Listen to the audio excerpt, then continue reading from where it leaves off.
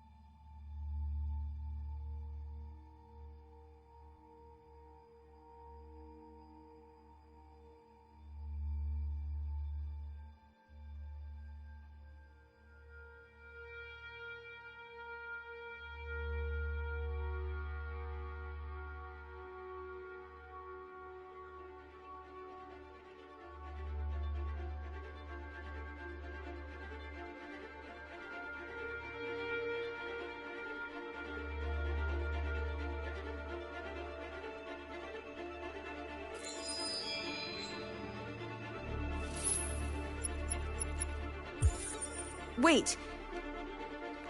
Are you sure you should continue? Maybe we should leave things as they are.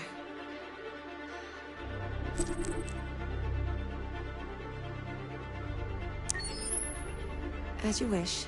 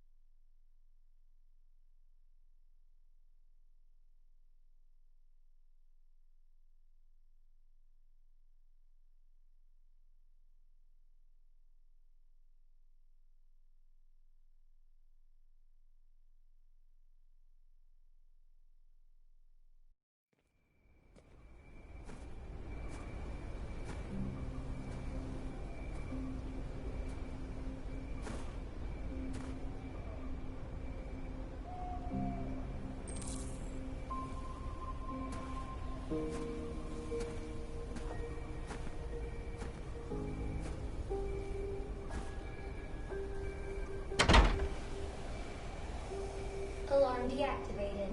Welcome home, Marcus.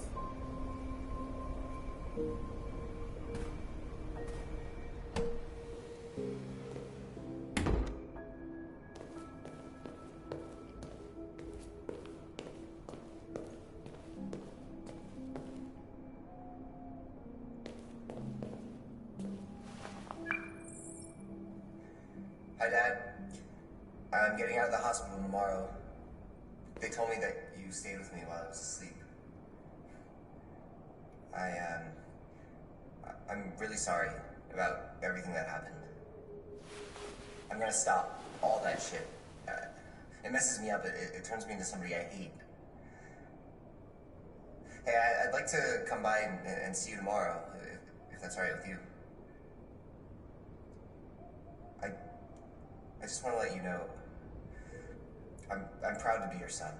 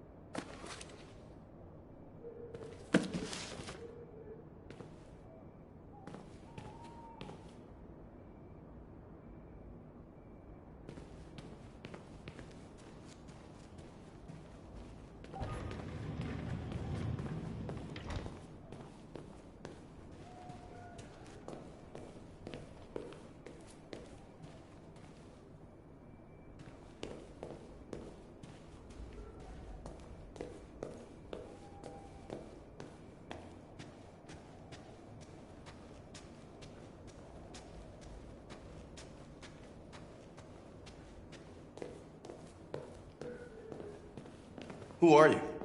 How did you get in? I need to see Carl. Carl isn't seeing anyone. You need to leave.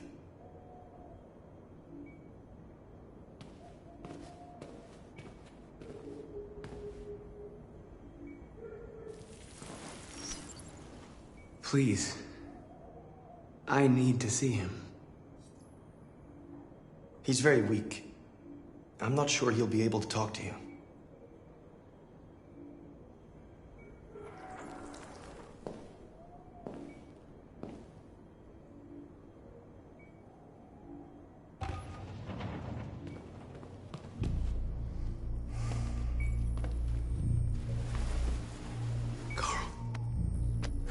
Marcus, I was hoping you'd come. I've missed you so much, Carl. You don't know how much I've missed you. What's wrong, Marcus? I'm completely lost, Carl. The whole world's falling apart around me. I try to do the right thing. I look for answers. Instead, I just find more doubts and more uncertainty. World is ruled by fear, Marcus. Fear of others. Fear of the future. It's like me, too old. It's time for a dam.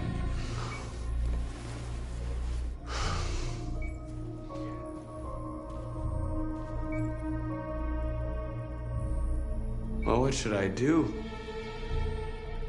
Carl, they're killing my people. I don't want to answer violence with violence, but tell me, what choice do they give? Being alive is making choices between love and hate, between holding out your hand or closing it as a fist. I don't have any easy answers, Marcus. You have to accept the world as it is, or fight to change it.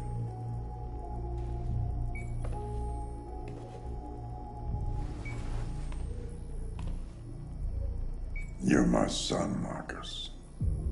Our blood isn't the same color, but I know part of me is in you.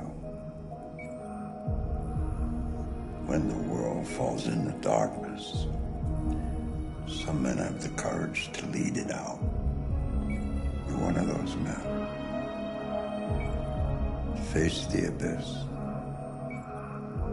but don't let it consume you.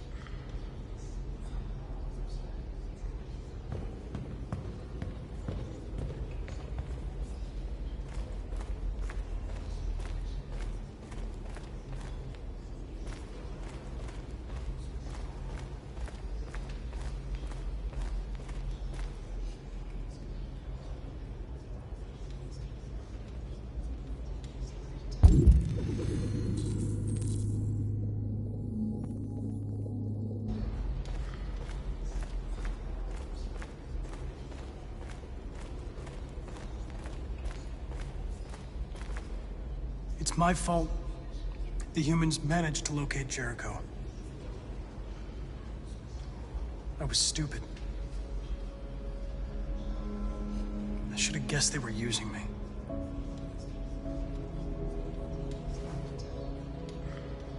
I'm sorry, Marcus. I can understand if you decide not to trust me. You're one of us now. Your place is with your people. There are thousands of androids at the CyberLife assembly plant. If we could wake them up, they might join us and shift the balance of power. You want to infiltrate the CyberLife tower? Connor, that's suicide. They trust me. They'll let me in. If anyone has a chance of infiltrating CyberLife, it's me. If you go there, they will kill you. There's a high probability. But statistically speaking, there's always a chance for unlikely events to take place.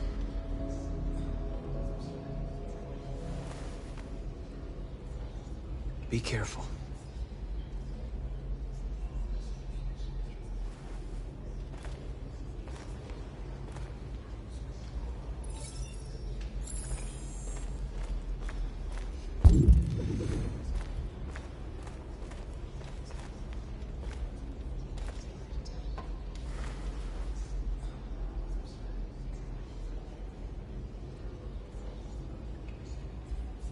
If it weren't for you, I'd be dead. Thanks to you, I might see our people free one day. You and I haven't always agreed, but I know we're fighting for the same thing. Whatever you decide, I'm with you, Marcus.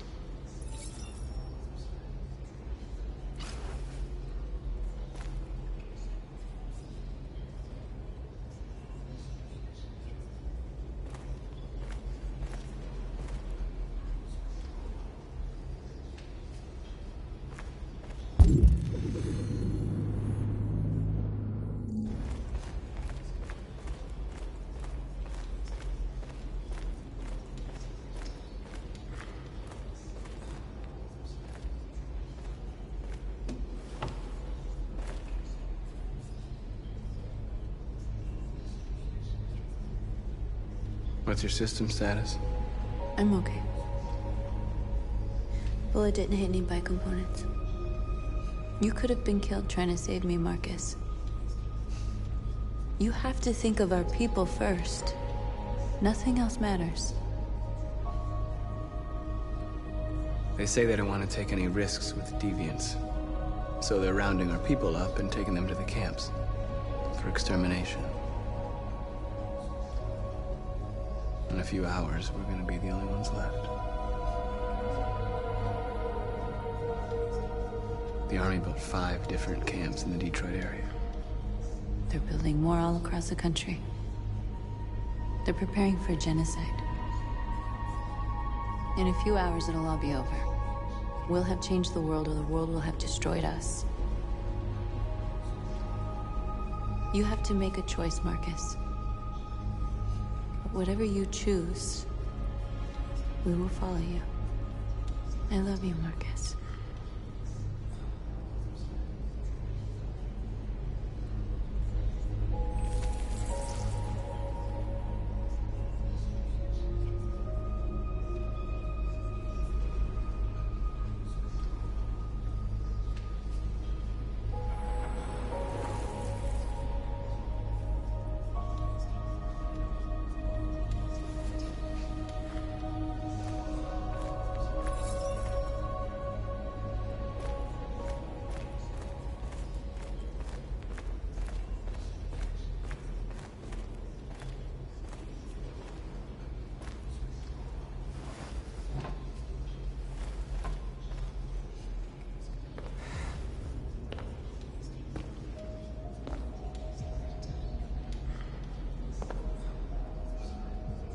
Our people are counting on you, Marcus.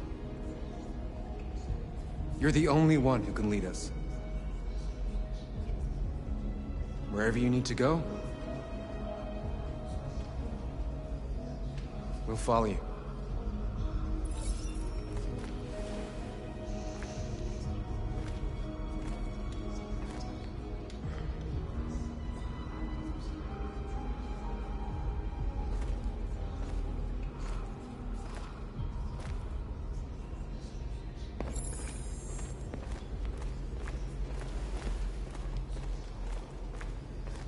I thought you'd be safe staying with us. I was wrong. You need to leave the city while you still can. Getting Alice away from here is all that matters now. We have to catch the last bus. We might still have a chance to cross the border.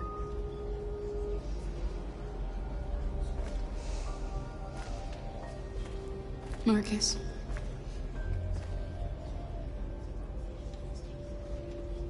Save our people.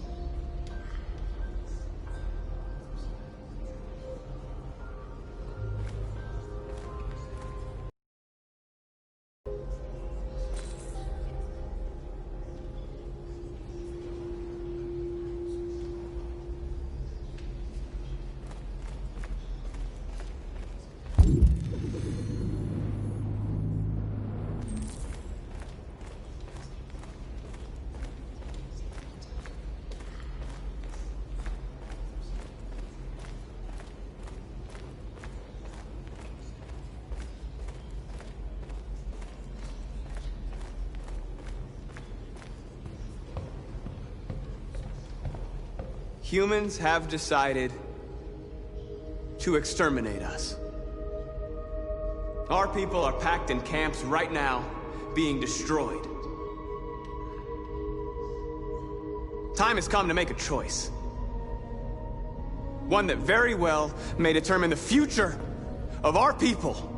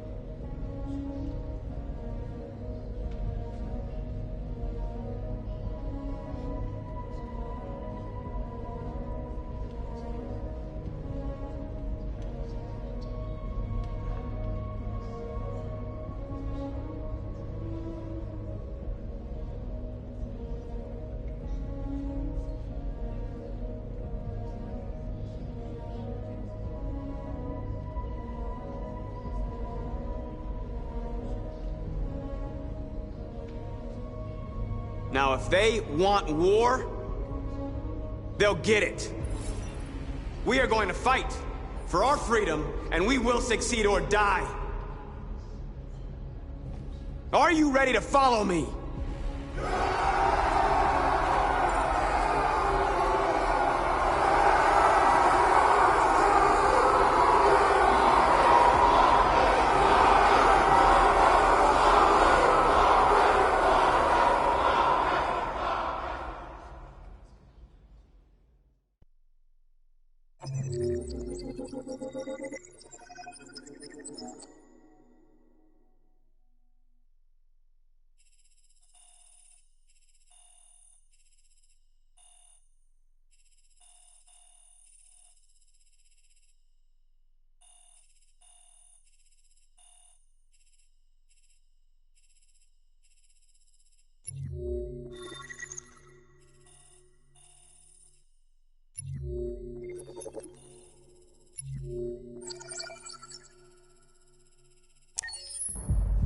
At 6 a.m. this morning, a national curfew was declared.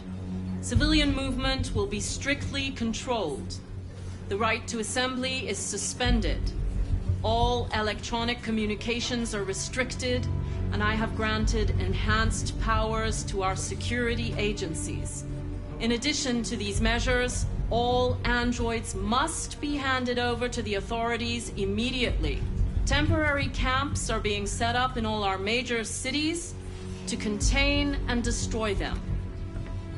I am now asking all civilians to cooperate with the authorities and rest assured that everything in our power is being done to guarantee the security of our nation. Madam President! Please! What can you tell us about the assault that happened last night? The FBI raided an abandoned freighter in Detroit at 10:45 p.m. yesterday. Several thousand androids were destroyed or captured. Our forces are now combing the streets to ensure that none got through the net. We are going to find them one by one and destroy them. Madam President! Madam President! Madam President, public opinion seems to have become increasingly favorable to the Deviants, particularly since they've adopted a peaceful approach. How do you feel about this? Public opinion is one thing, the security of the state is another. These Deviants are dangerous, and my highest priority is to protect the American people. Madam President! Please! Madam President! Please? Please? Please! Some say these camps awaken painful memories from human history. How do you respond to that? That's absurd. There's absolutely no connection. Androids are not living beings. All we are doing is destroying defective machines. Please! Many believe that androids are a new form of intelligent life. Do you have any comment? That's ridiculous. Next question, please. Madam President! Please! Please! Has the leader of the Deviants been apprehended? The Deviant that is known as Marcus has not been located yet, but we will soon track it down and neutralize it. Thank you. That will be all.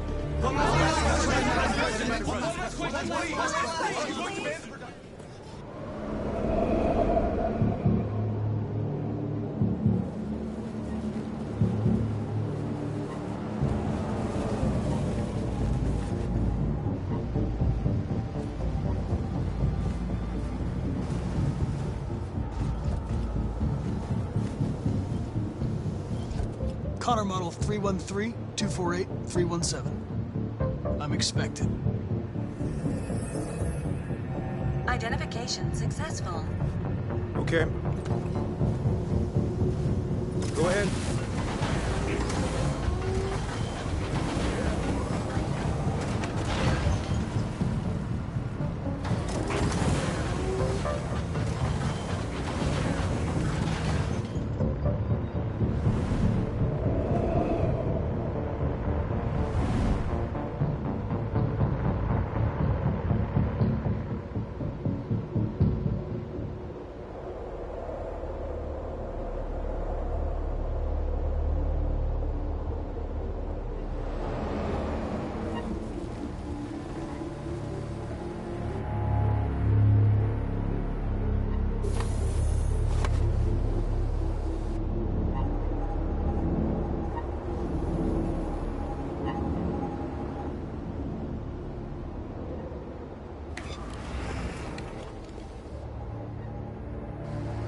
Follow me.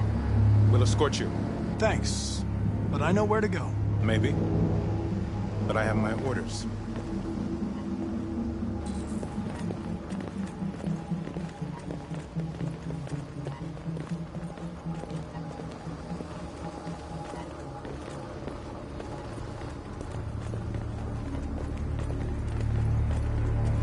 Agent 23 identified.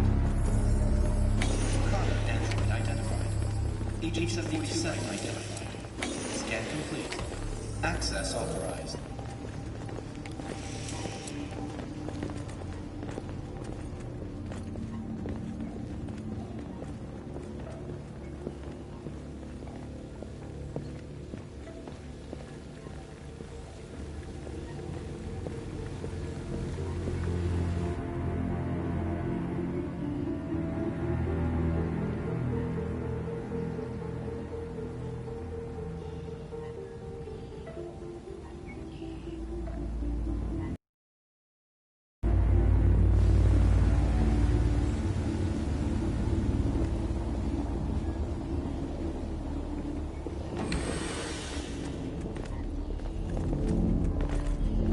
Agent 54, level 31.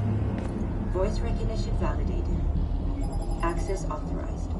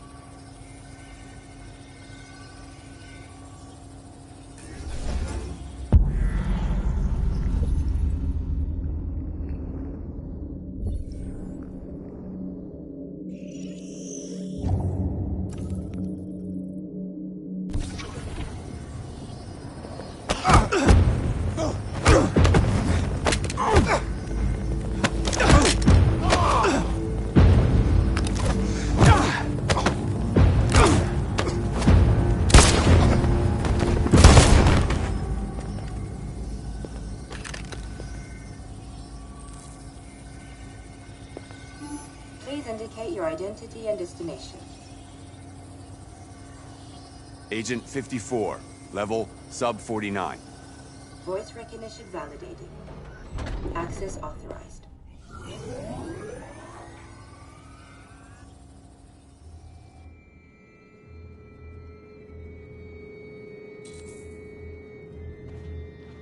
The last bus leaves in 20 minutes. That doesn't give us much time. We've got to move fast.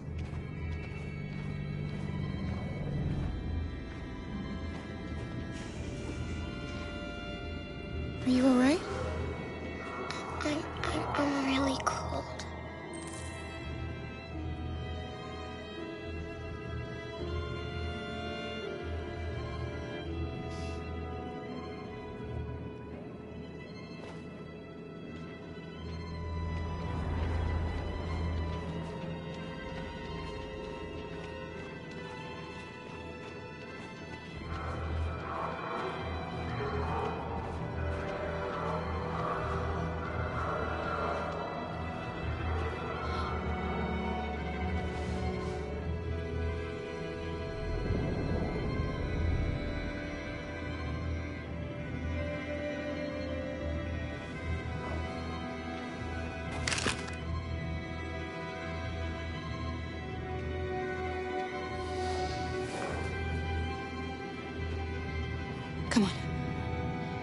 can't stay here.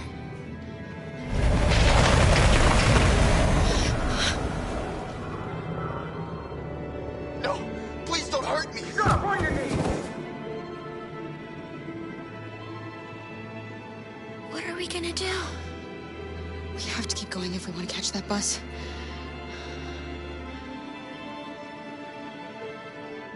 Stay close to me. We're going to sneak past them without being noticed. We're going to make it, Alice, I promise you.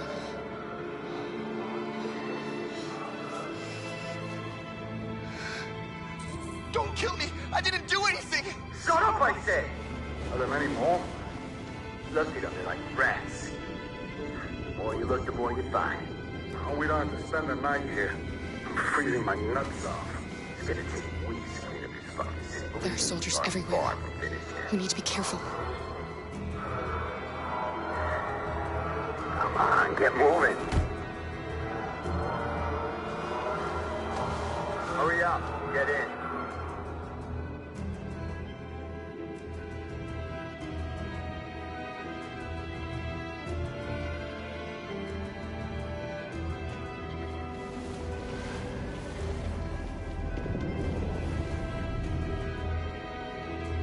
Look over there.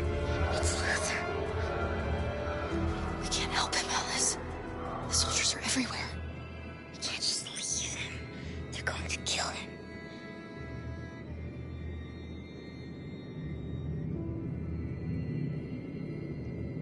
Okay, let's go.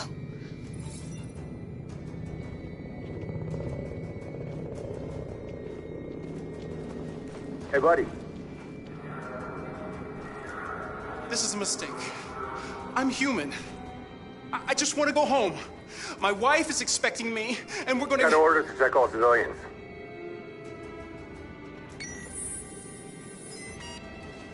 No. No! Please!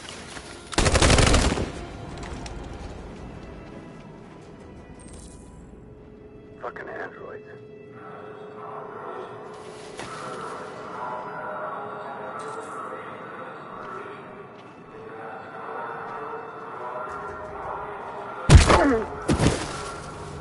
Kara! You shouldn't have risked your life to save me. Where's Alice? She's hiding nearby. Kara, you saved us. We don't know how to thank you. Go, before they see you. Alice! Luther! I thought you were dead. I was afraid I'd never see you again. I wanted to meet you at the terminal, but they caught me along the way. Come on. We're close, but we don't have much time.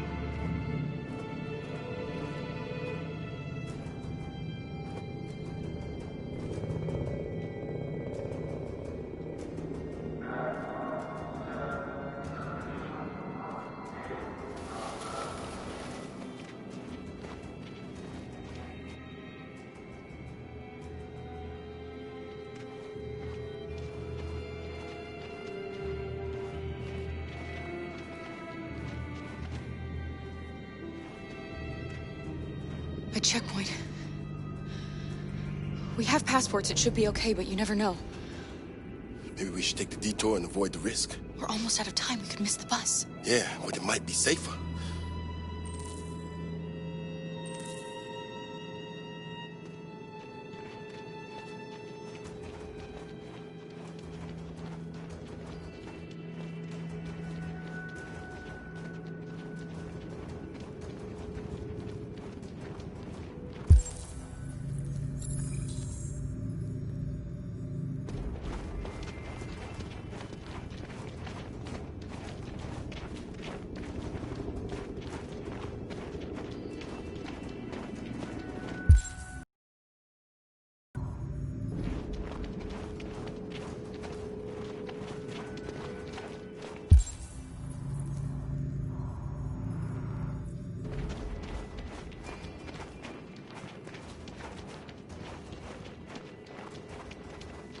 don't like humans who carry guns.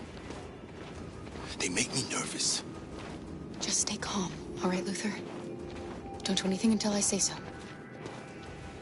ID, please.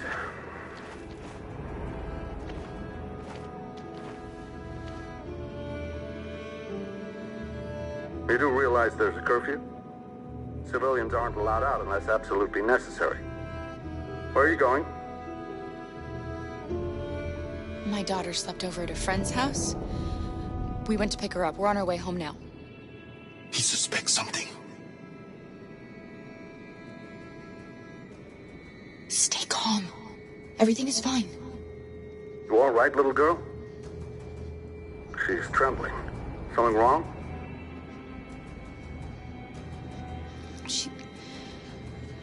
She's cold. We really have to get her home fast. Sorry, miss, but we gotta be careful. There are deviants around and our guys are nervous. You should hurry on home. Thanks.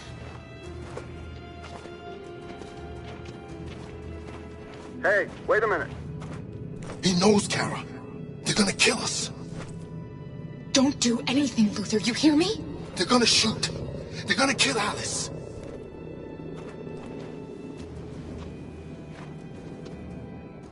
You drop this. Thank you. You're welcome.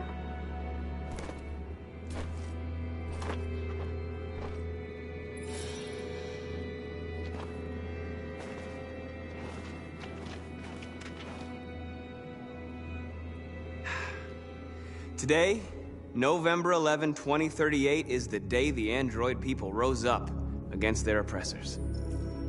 We've been fighting since dawn to liberate our fellow androids from the camps. We won't cease hostilities until we are free and negotiations begin to grant us equal rights. There are millions of us, and we will stop at nothing.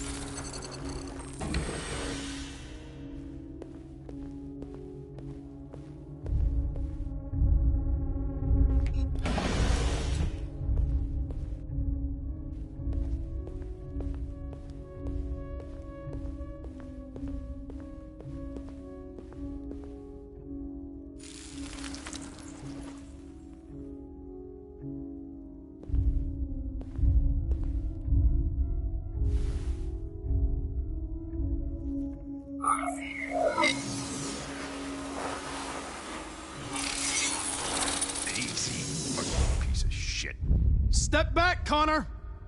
And I'll spare him! Sorry, Connor. This bastard's your spitting image.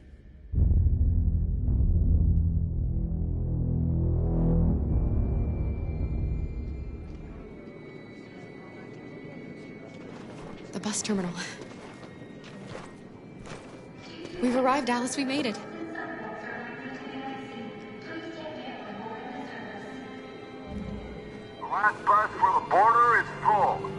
ticket holding passengers only. All departures are suspended until further notice. We don't have tickets. They won't let us on. We're stuck here now. What are we going to do?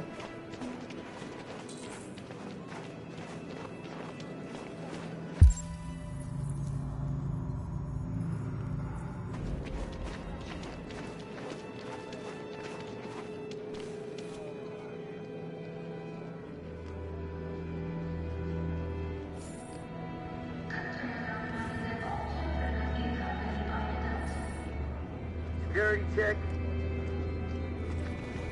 Please don't move. Security check. Please don't move.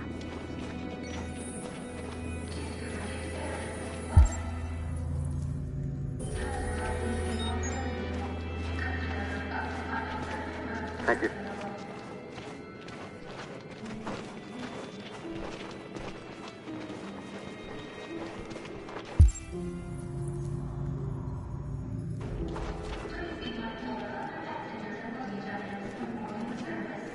I think Oliver likes you. Security check. Please Is don't she move. yours? Yes. She's adorable. That's it. Got the sandwiches. I called your mom. Let's get going before we miss our bus. You got the tickets, right? Yes, honey, in my bag. Great. Let's go then. Security check.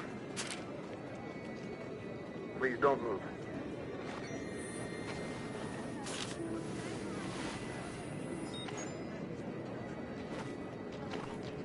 Thank you.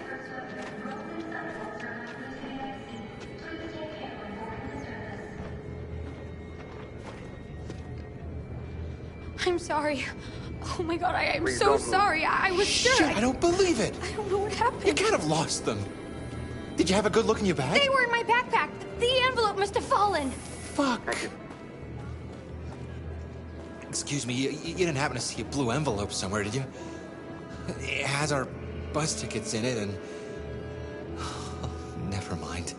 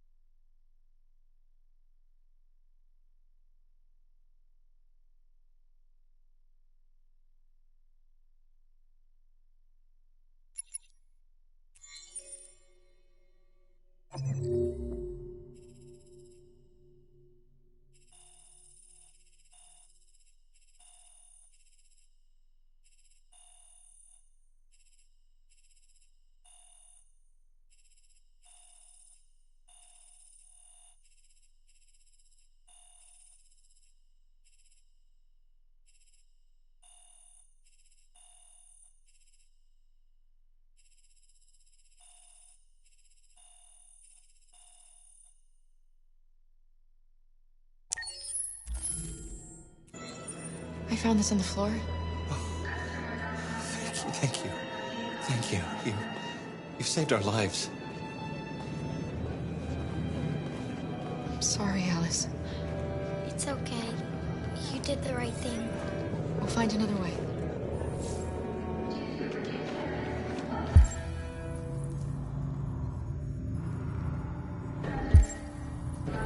Please don't move.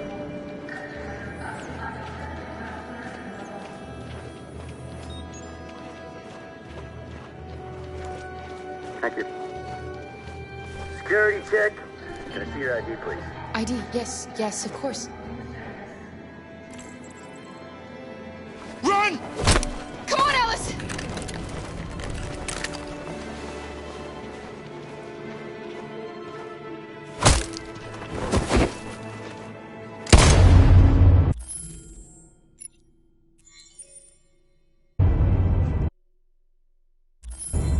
Kara!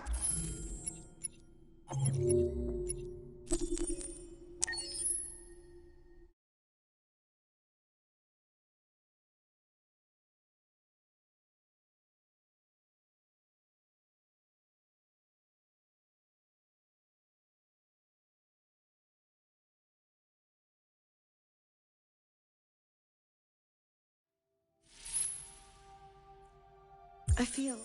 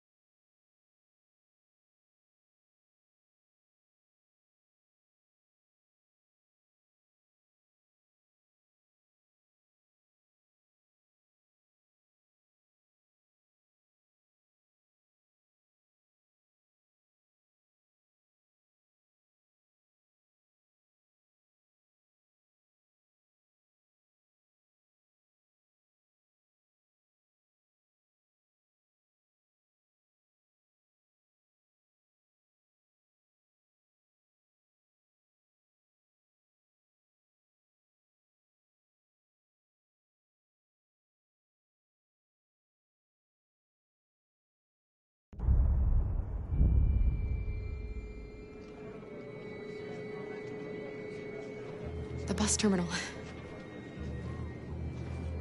We've arrived, Alice. We made it.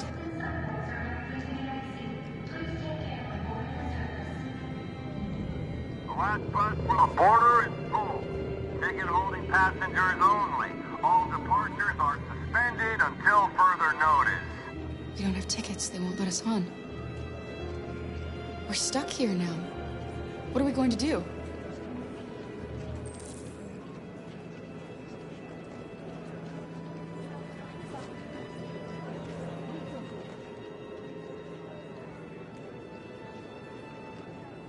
I think Oliver likes you.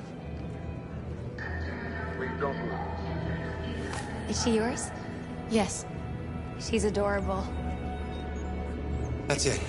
Got the sandwiches. I called your mom. Let's get going before we miss our bus. You got the tickets, right? Yes, honey, in my bag. Security check. Please don't move.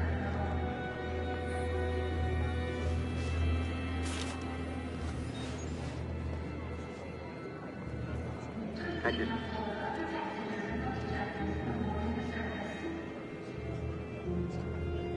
Security check. Please don't move. I'm sorry. Oh my god, I'm so sorry. I was sure. Shit, I don't believe it. I don't know what happened. You can't have lost them. Did you have a good look in your bag? They were in my backpack. The envelope must have fallen. Fuck. Excuse me, you didn't happen to see a blue envelope somewhere, did you? It has our bus tickets in it and... never mind. I found this on the floor. Thank you. Thank you. You saved our lives. I'm sorry, Alice. It's okay. You did the right thing. We'll find another way.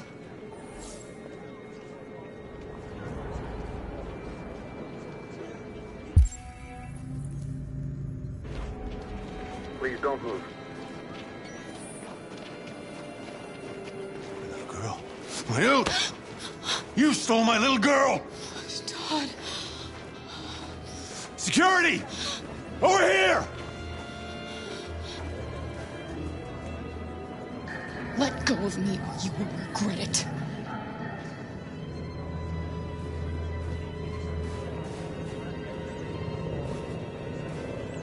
Turning us in won't solve anything for you. You know that.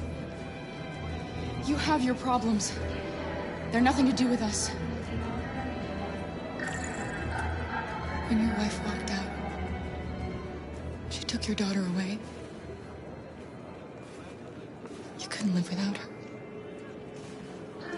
So you bought yourself an android. A substitute little girl. You thought you could love her. That she would make you forget. But nothing could replace your child. I just wanted to prove to myself that I was a good father. She was wrong. But I fucked it all up all over again. She was right in the end. I didn't deserve him. But I missed my little girl. You don't know how much I miss my little girl. Is there a problem, sir? No. I made a mistake. Sorry.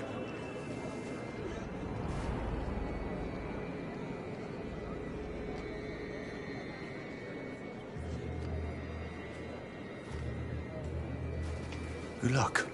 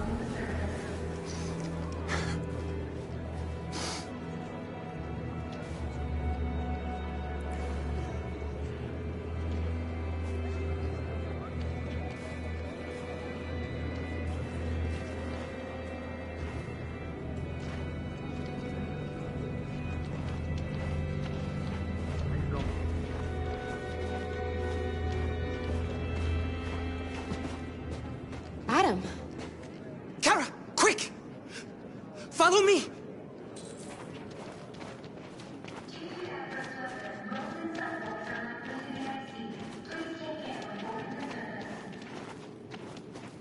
Oh, thank God you're alive.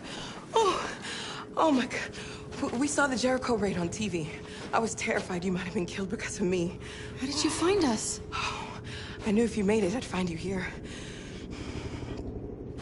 They're searching for androids door to door. We had to leave before someone turned us in. What about the others?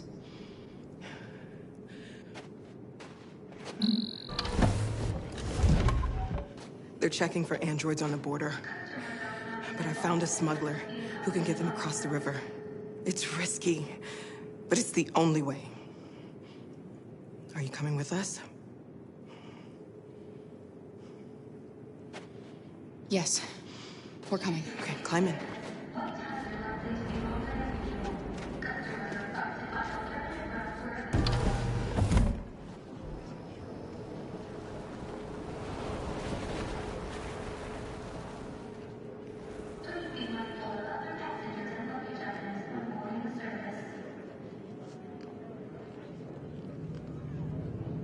And the situation is escalating towards civil war in Detroit, with our armed forces preparing to put down the android rebellion. They seem to be headed towards the camps where the androids have been interned pending destruction. Soldiers have taken up positions around the Hart Plaza camp. Authorities seem to be expecting a confrontation with the rebel androids here at any time.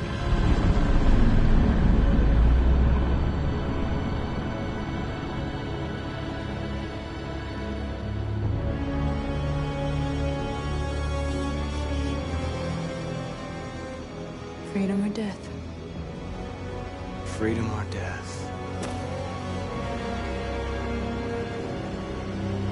Attack!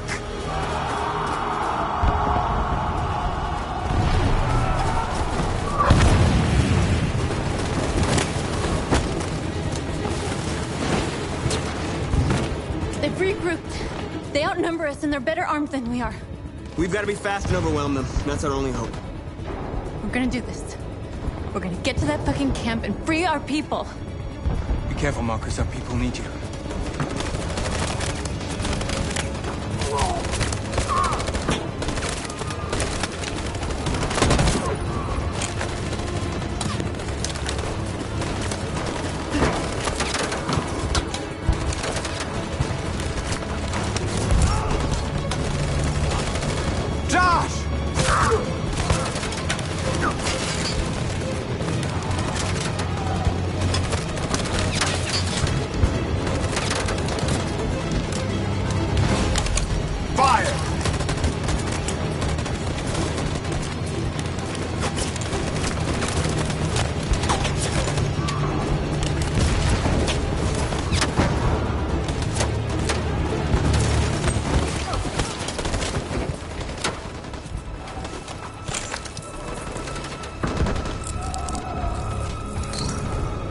Save me this time, Marcus.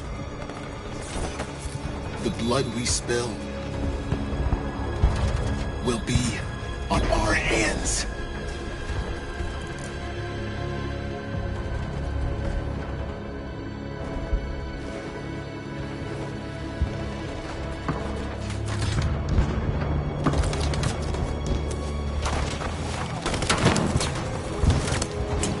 Cover me!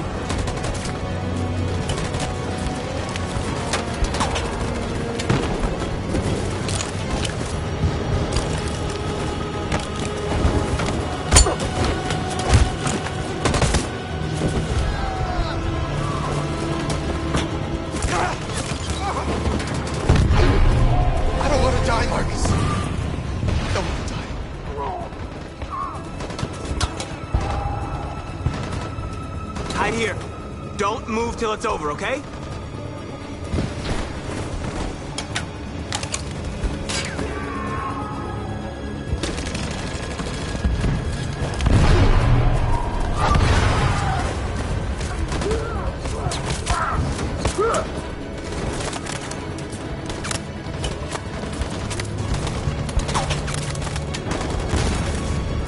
Cover me!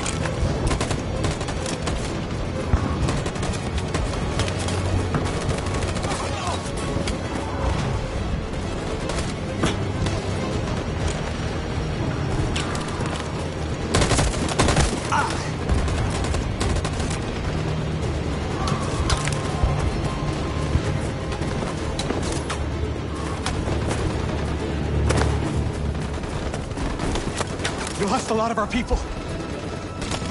We gotta move faster or we'll never reach the camp.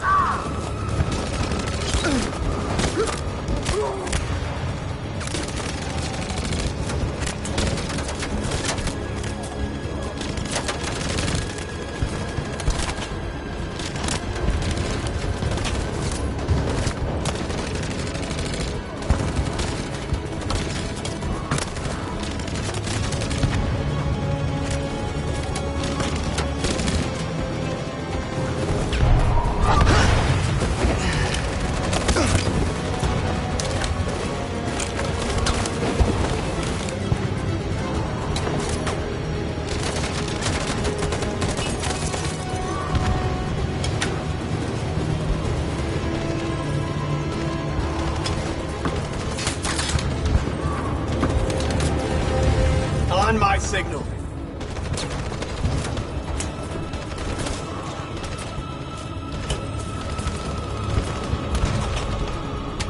In position.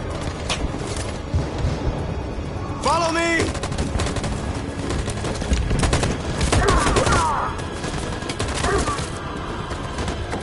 We can't move forward! That machine gun is taking down everything that moves!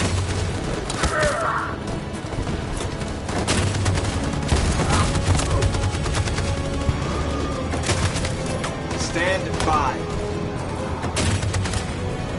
Stand by. Stand by. For Jericho!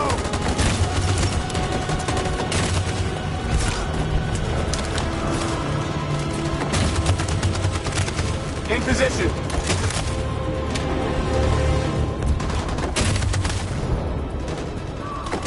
On my signal. Stand by. Stand by. For Jericho!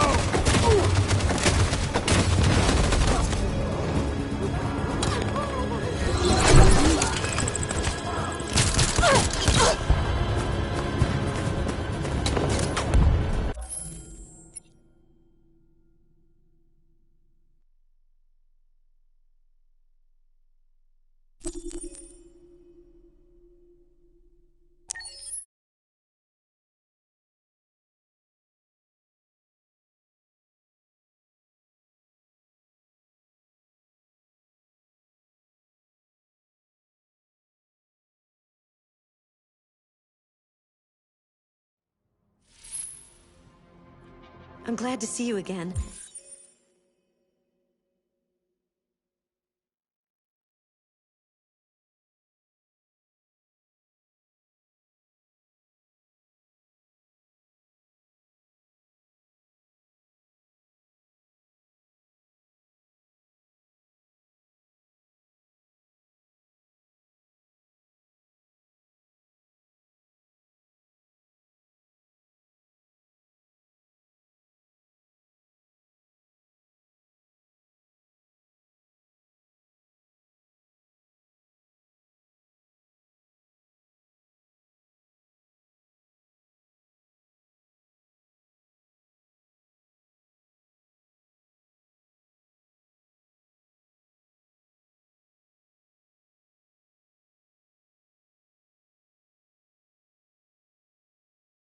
And the situation is escalating towards civil war in Detroit, with our armed forces preparing to put down the android rebellion. They seem to be headed towards the camps where the androids have been interned pending destruction. Soldiers have taken up positions around the Hart Plaza camp. Authorities seem to be expecting a confrontation with the rebel androids here at any time.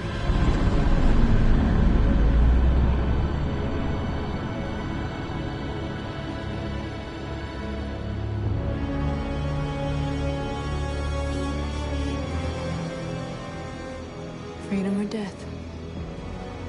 Freedom or death?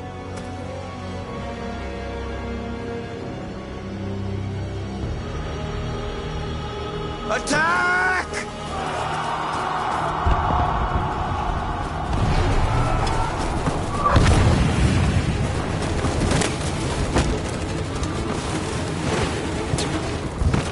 They've regrouped. They outnumber us and they're better armed than we are. We've got to be fast and overwhelm them. That's our only hope. We're gonna do this. We're gonna get to that fucking camp and free our people. Be careful, Marcus. Our people need you.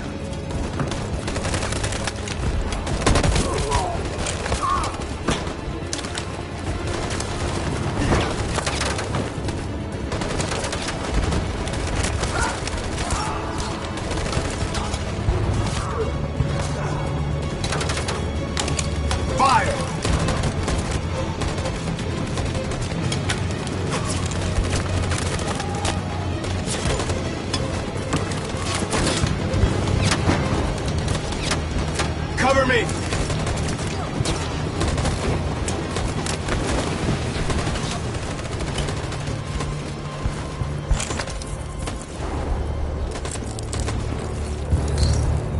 Won't save me this time, Marcus. The blood we spill will be on our hands.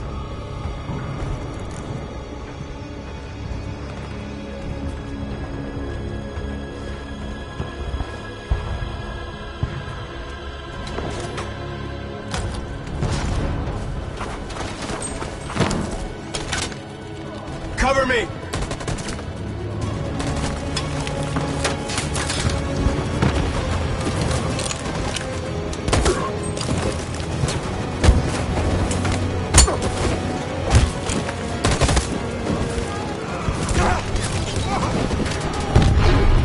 I don't want to die, Marcus. I don't want to die.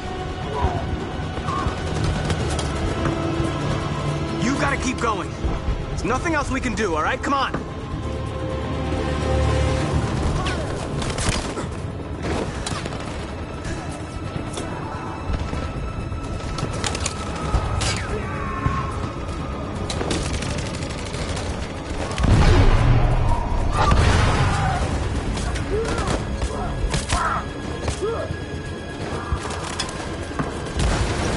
Cover me!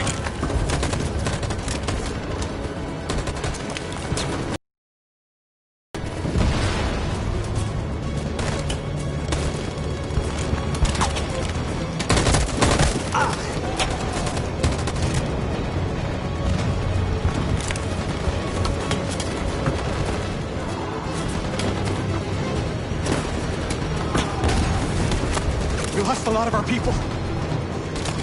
We gotta move faster or we'll never reach the camp.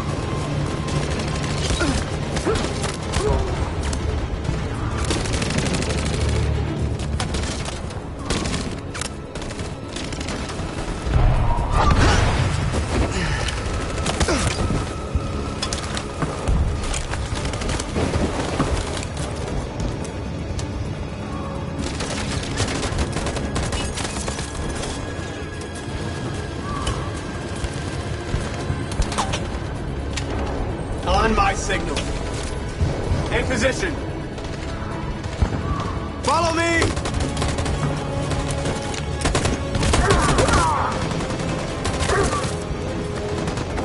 We can't move forward! That machine gun is taking down everything that moves!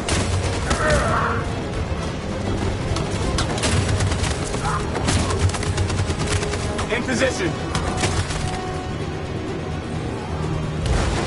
Stand by. Stand by. For Jericho!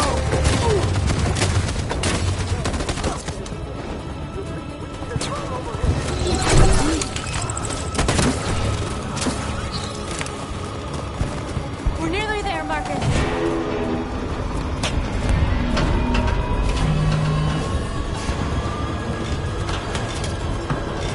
For freedom!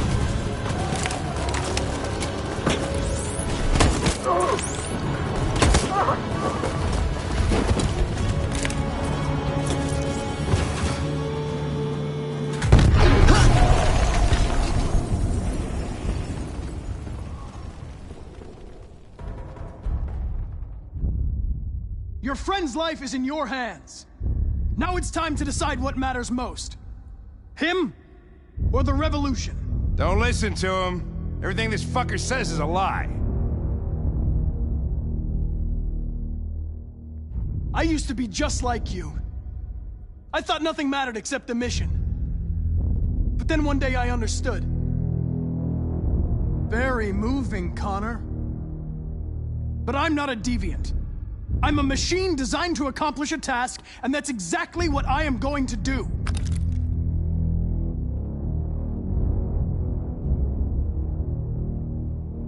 I'm sorry, Hank. You shouldn't have got mixed up in all this. Forget about me. Do what you have to do. Enough talk! It's time to decide who you really are. Are you going to save your partner's life? Or are you going to sacrifice him? All right. You win.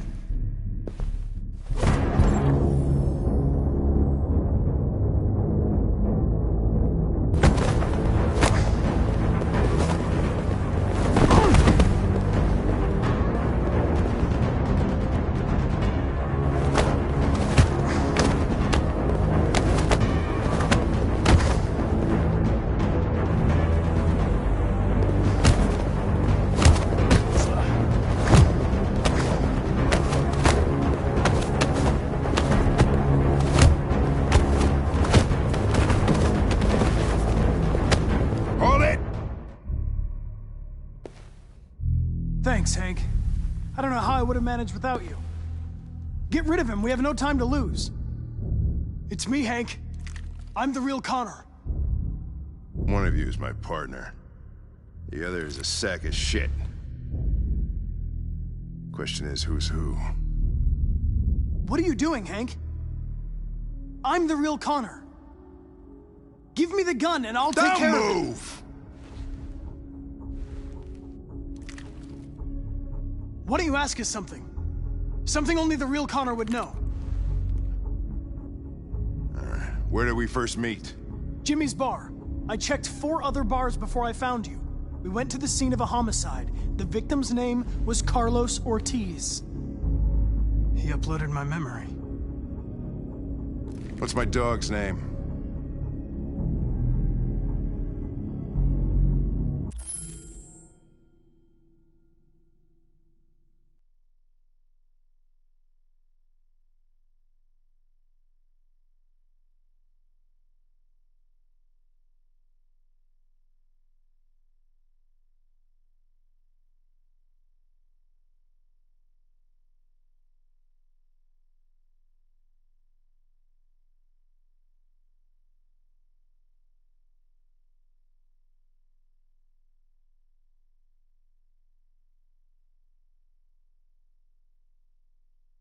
Sumo. His name is Sumo. I knew that too.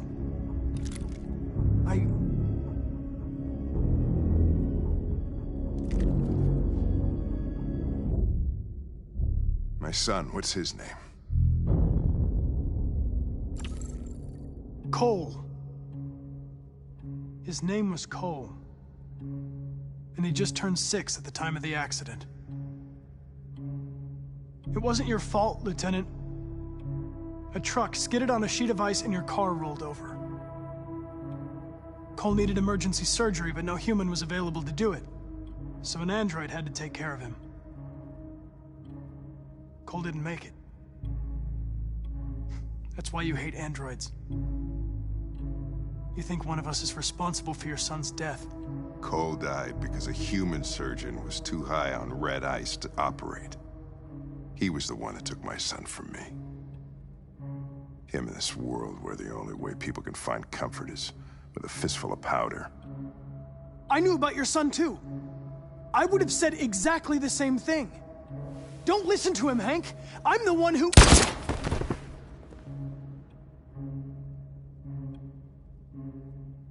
Yeah, I've learned a lot since I met you, Connor. Maybe there's something to this.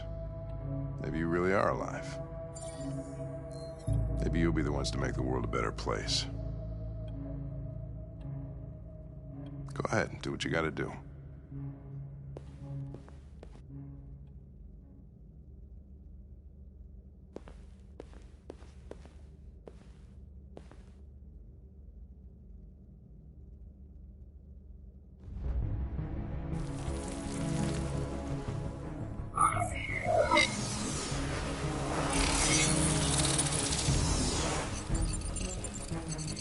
Wake up!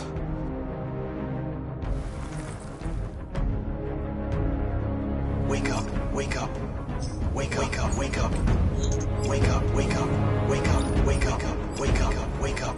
Wake up. Wake up. Wake up.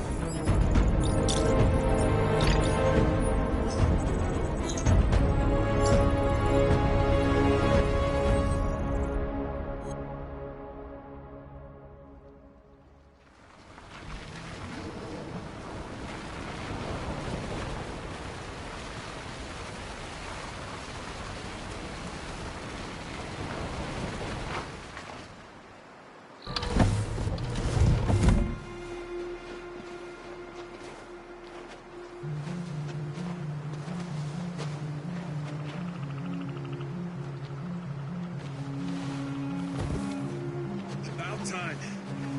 I'm sorry we got held up. Did anybody see you? No. I don't think so. You got the money? Yes. Here it is. Okay. Your boat's over there. They got border patrol on the banks and the river. Don't start your engine until you're out far enough. Okay? And watch the current. Good luck.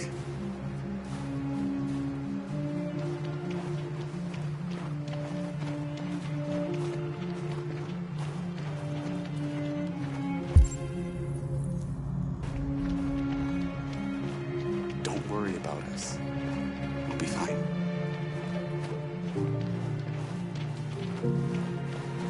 It's not even a half mile to the other side. Okay, so it shouldn't take that long. Be careful, there's border patrol on the river. Thank you so much, Rose.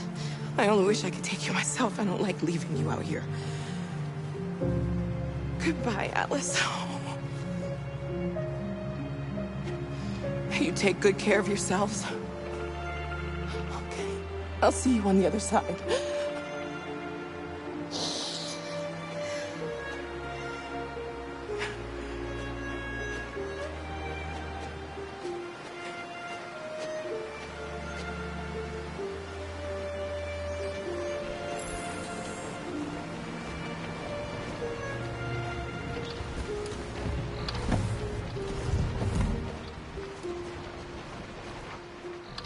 Let me help you.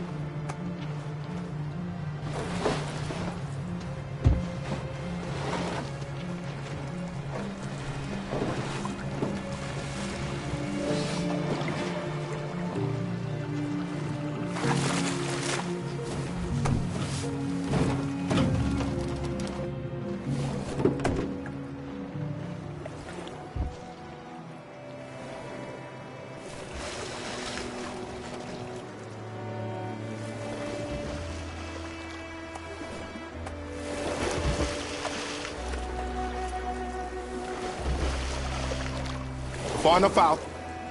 Let's get that engine going. I'll get it.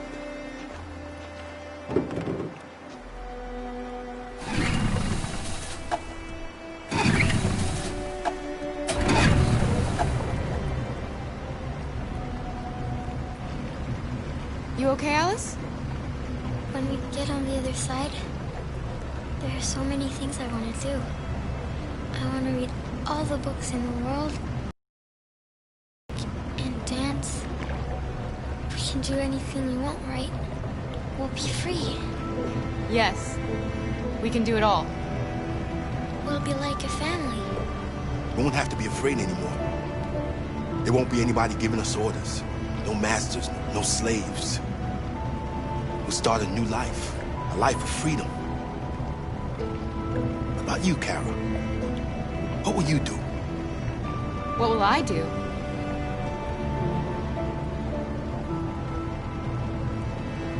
I want to discover the world. To see the mountains and oceans. I want to learn, explore, become a better person.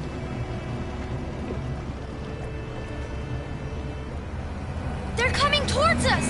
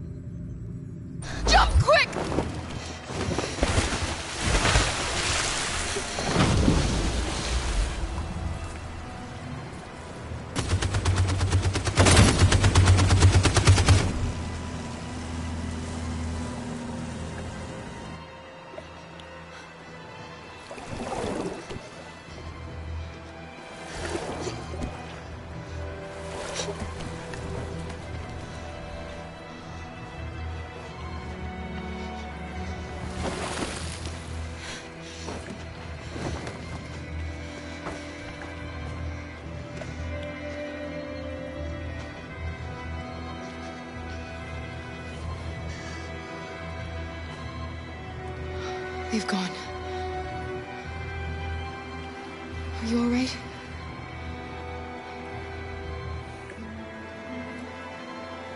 Luther!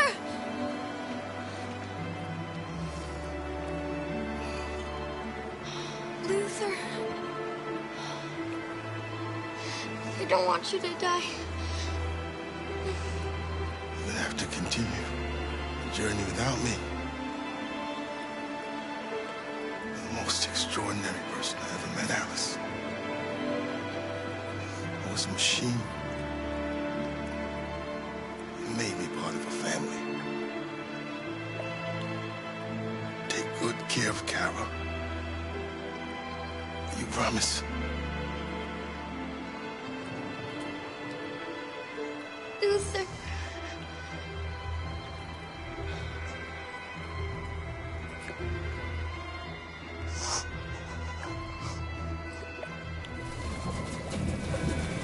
The boat is leaking.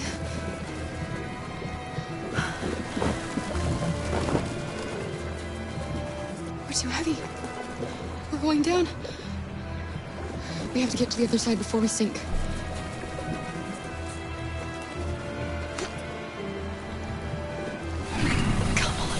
Come on!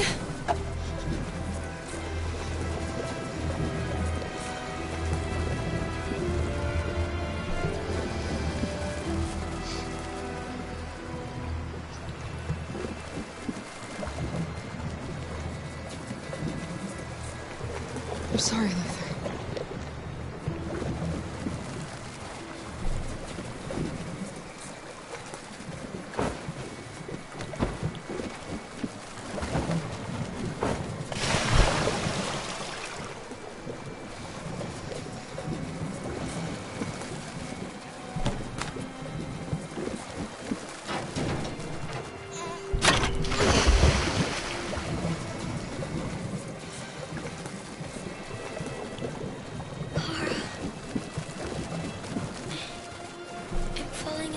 No, Alice, don't! It's the cold! It's making you sleepy!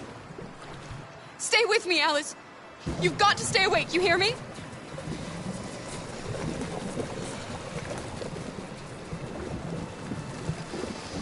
We're not gonna die, Alice. We're gonna make it. We're gonna be free.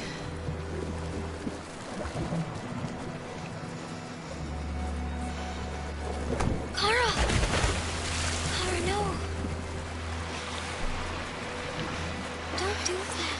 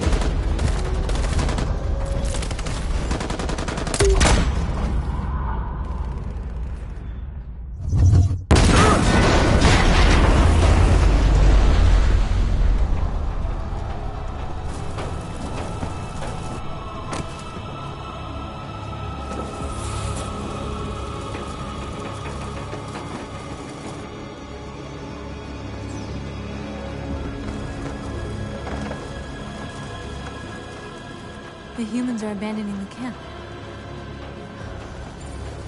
We did it, Marcus. We won. This is not a victory.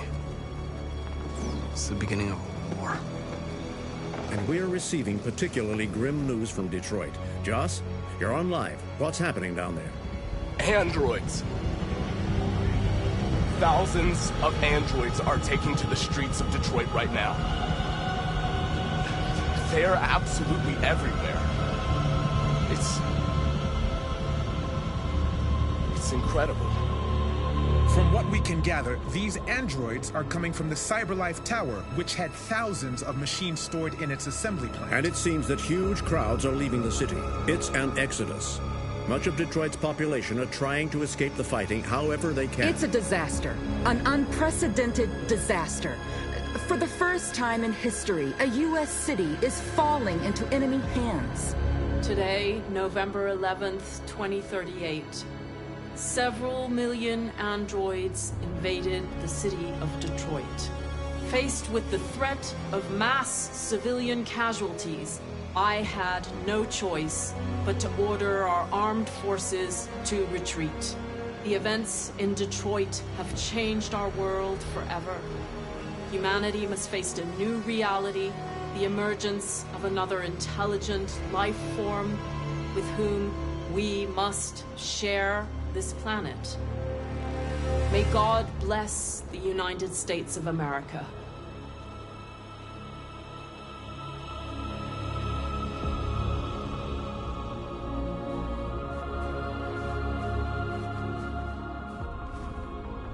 You did it, Marcus.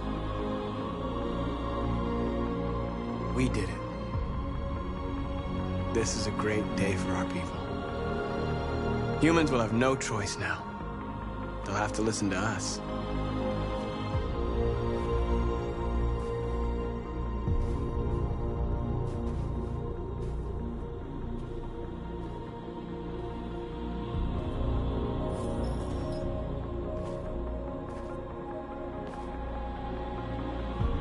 We're free. They want you to speak to them, Marcus.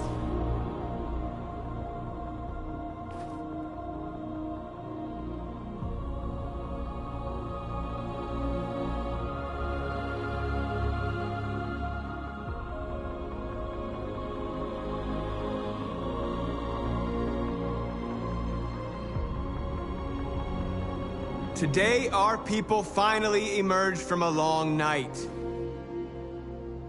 From the very first day of our existence, we have kept our pain to ourselves. We've suffered in silence. But now the time has come for us to raise our heads up and tell humans who we really are.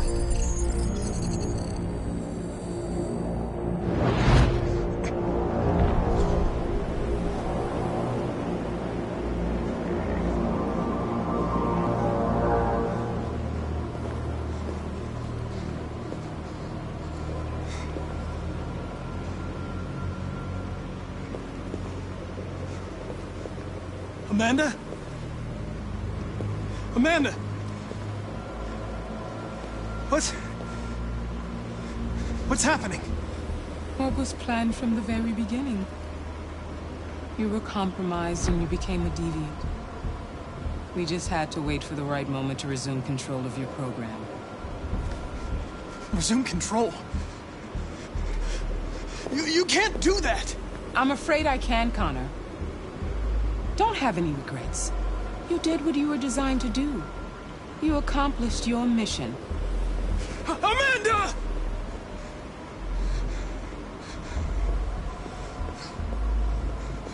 There's got to be a way.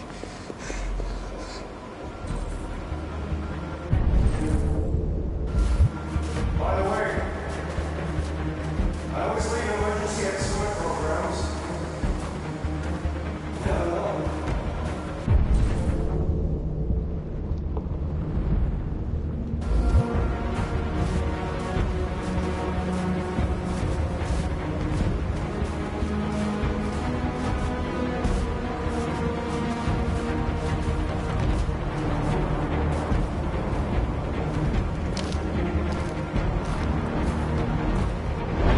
time has come for us to raise our heads up and tell humans who we really are. To tell them that we are people too. In fact, we're a nation.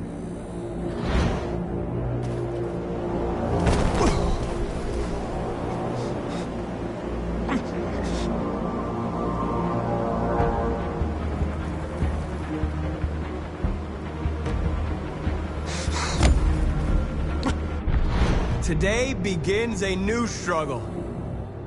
We've showed them that we can prevail. So now they must negotiate with us as equals. If they really want peace, they must free all of us from every camp across this country. They must grant us civil rights and accept equality amongst humans and androids. Today will live forever in our memories, because this is the day that androids made history. We are alive. And now, we are free.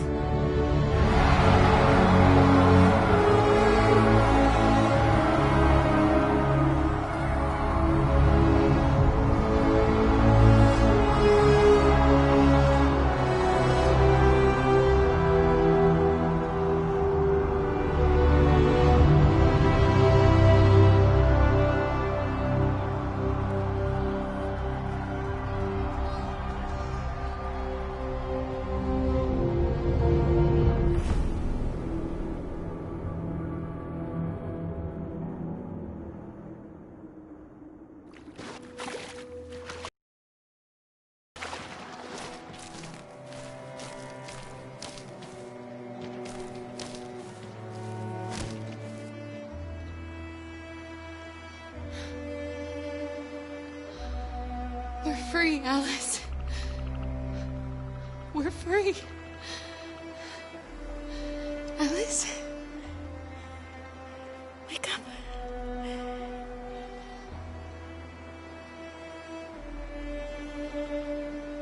Wake up.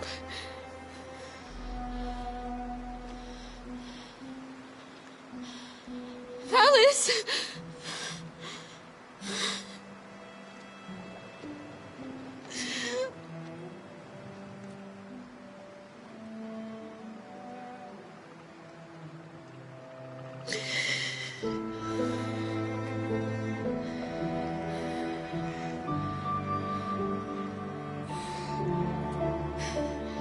Are we there? Yes. We made it. I love you, Carl. I love you too. I love you too.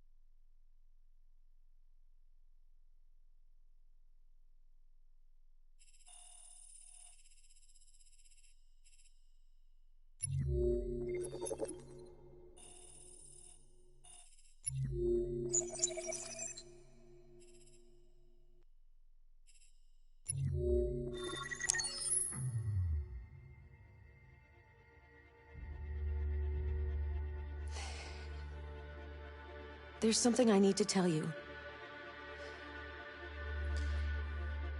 As I watched you play, something has changed in me. I feel different. I feel I am someone. I need to leave this place and discover who I am. It means we won't see each other anymore. I won't be there to watch you play. But I'll be free. Do you agree to let me go?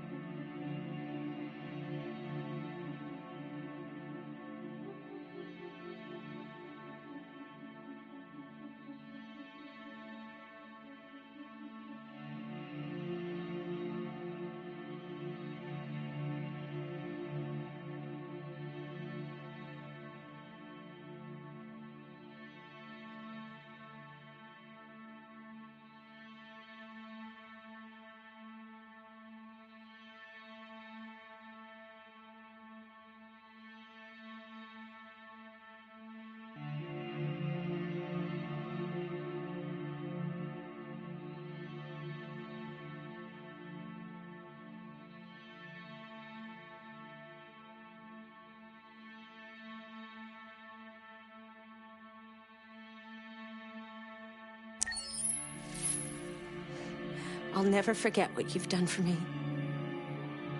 Thank you.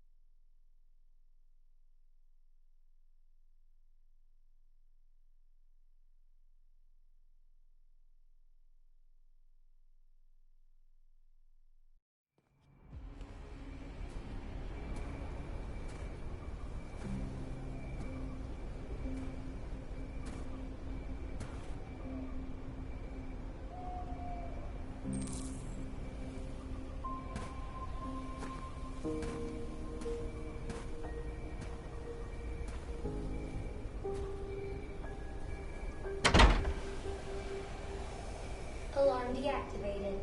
Welcome home, Marcus.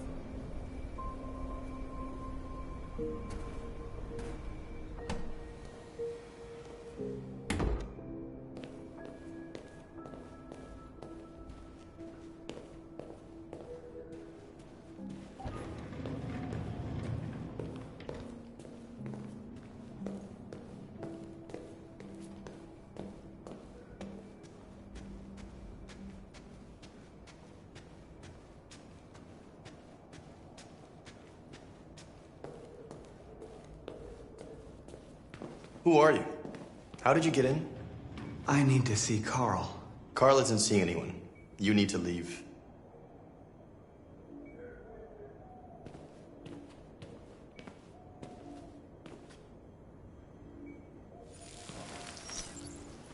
Please. I need to see him. He's very weak. I'm not sure he'll be able to talk to you.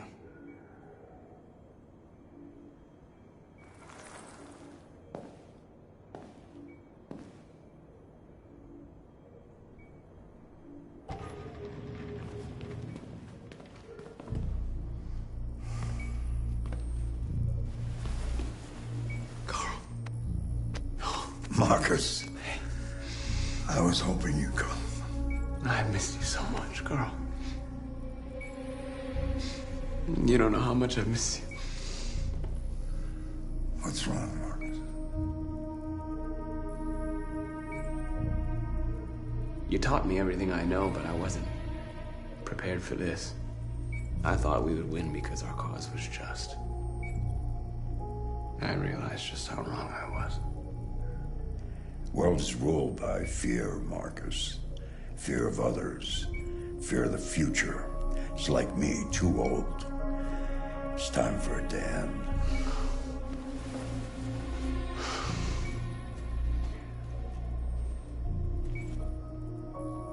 I don't want bloodshed. No matter the color. But I can't let them slaughter my people. I have to make a decision that's going to affect millions of lives. And I'm telling you, I don't know what to do.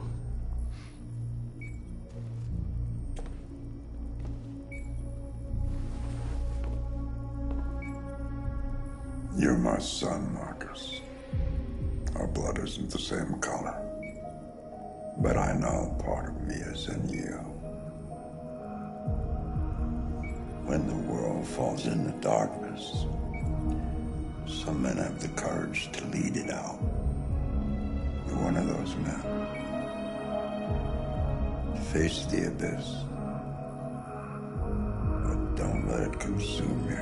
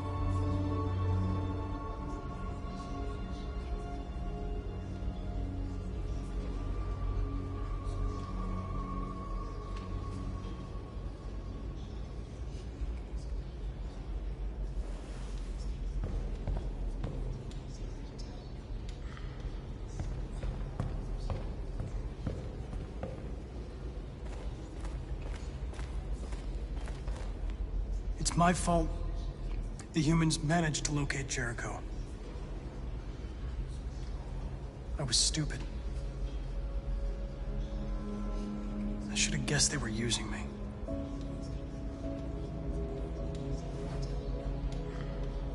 I'm sorry, Marcus. I can understand if you decide not to trust me. You're one of us now. Your place is with your people. There are thousands of androids at the CyberLife assembly plant. If we could wake them up, they might join us and shift the balance of power. You want to infiltrate the CyberLife tower? Connor, that's suicide. They trust me. They'll let me in. If anyone has a chance of infiltrating CyberLife, it's me. If you go there, they will kill you. There's a high probability. But statistically speaking, there's always a chance for unlikely events to take place.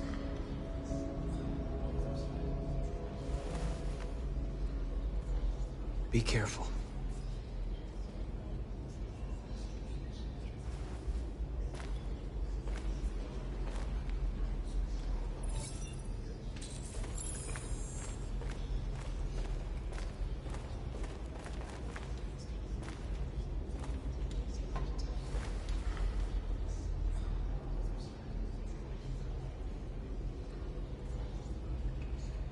If it weren't for you, I'd be dead. Thanks to you, I might see our people free one day. You and I haven't always agreed, but I know that we're fighting for the same thing. Whatever you decide, I'm with you, Marcus.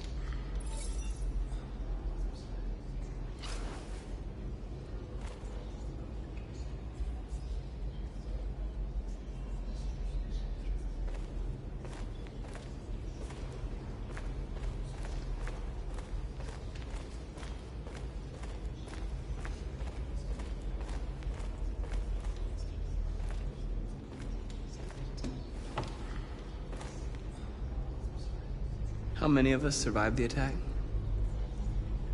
A few hundred? Maybe more if you count those hiding all over the city. If you hadn't triggered the bomb, we'd all be dead. What's your system status? I'm okay. The bullet didn't hit any bicomponents. You could have been killed trying to save me, Marcus. You have to think of our people first. Nothing else matters. The Army built 5 different camps in the Detroit area. They're building more all across the country. They're preparing for genocide. In a few hours, it'll all be over. We'll have changed the world, or the world will have destroyed us. You have to make a choice, Marcus. But whatever you choose, we will follow you. I love you, Marcus.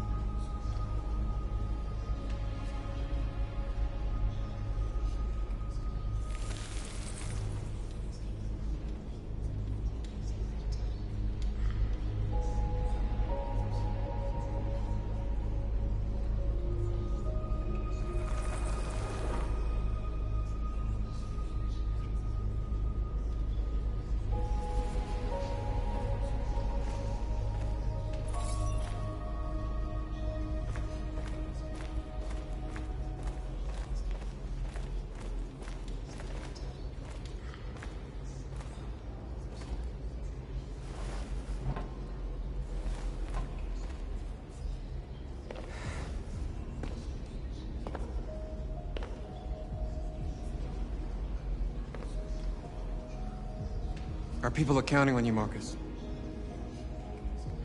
You're the only one who can lead us. Wherever you need to go, we'll follow you.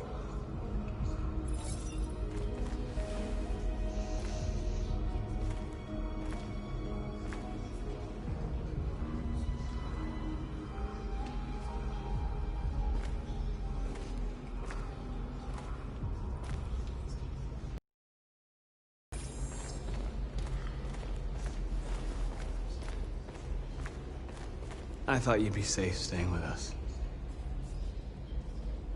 I was wrong. You need to leave the city while you still can. Getting Alice away from here is all that matters now. We have to catch the last bus. We might still have a chance to cross the border.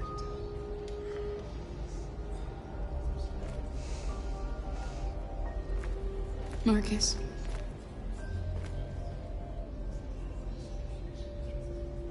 Save our people.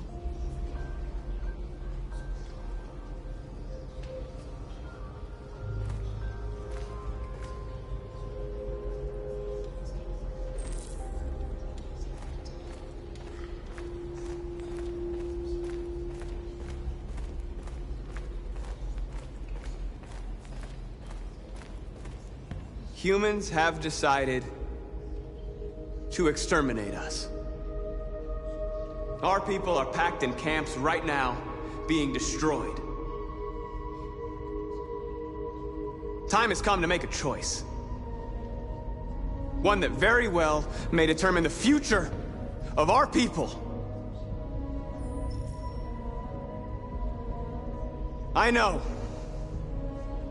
you're all angry. And I know you want to fight back.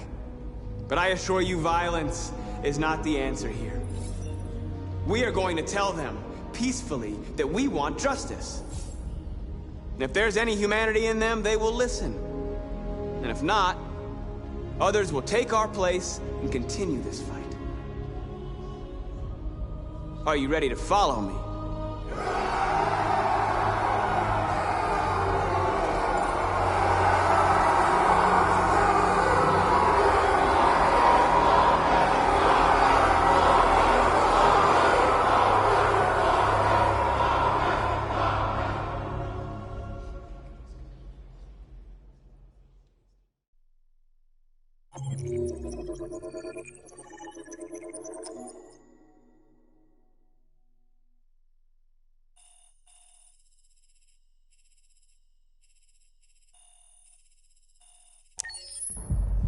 At 6 a.m. this morning, a national curfew was declared.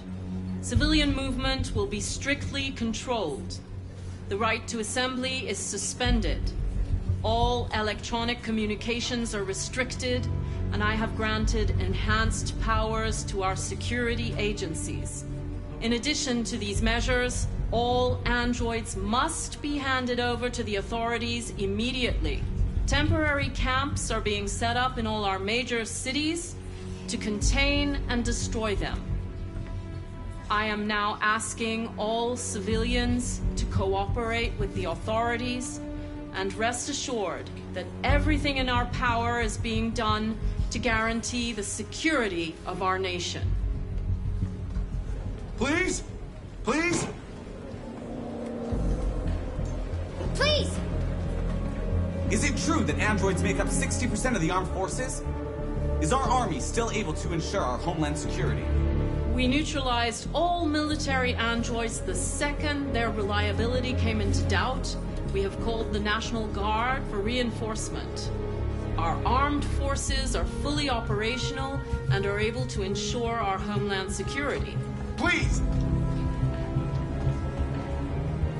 Is it true that the androids could hack our IT systems, like nuclear power plants and military bases? All androids working on sensitive sites have been neutralized, and all IT systems have been suspended to avoid any risks of hacking. The situation is under control. Madam President! Is it true that a large number of deviants are still on the loose? We don't have the full reports at this time, but if so, I can assure you they will soon be apprehended and destroyed. Please! A convoy of medical cobalt is reported missing. Army weapons stores are also said to have been robbed. Can you confirm these reports? I have no information on that at this time. Thank you. That will be all.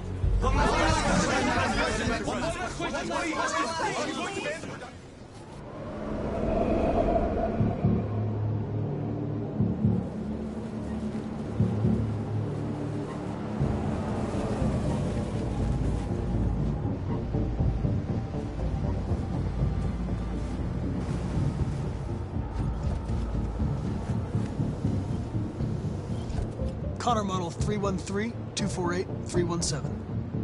I'm expected. Identification successful. Okay. Go ahead.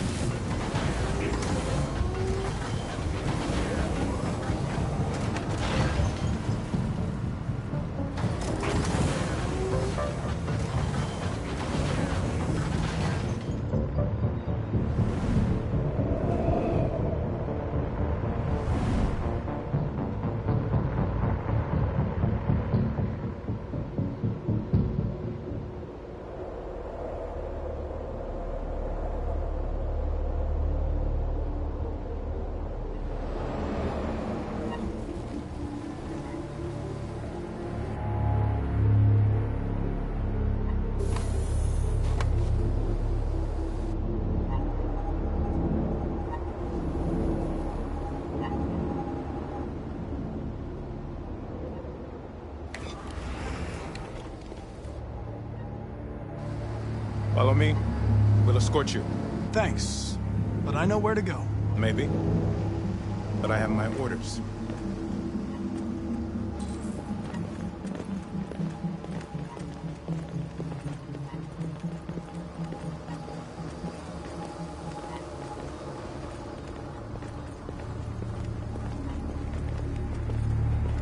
Agent 23 identified. Connor android identified. Agent 47 identified. Scan complete.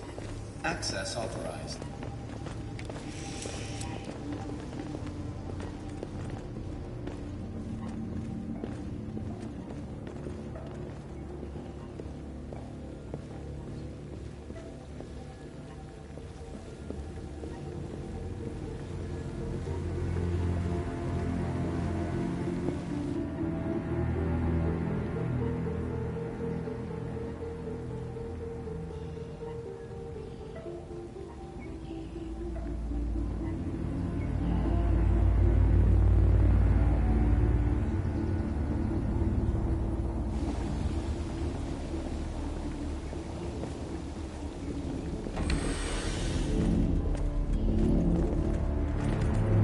Agent 54, level 31. Voice recognition validated. Access authorized.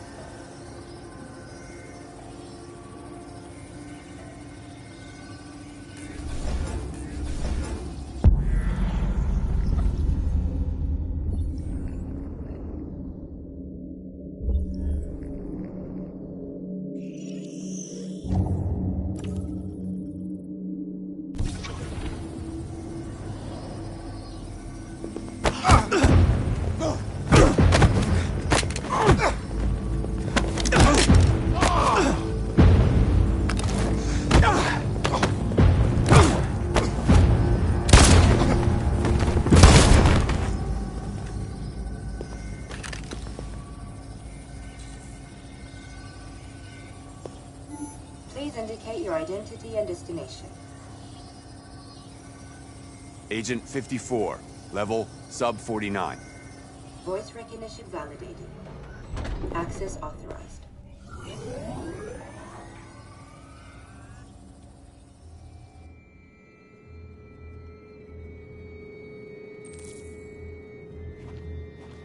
The last bus leaves in 20 minutes. That doesn't give us much time. We've got to move fast.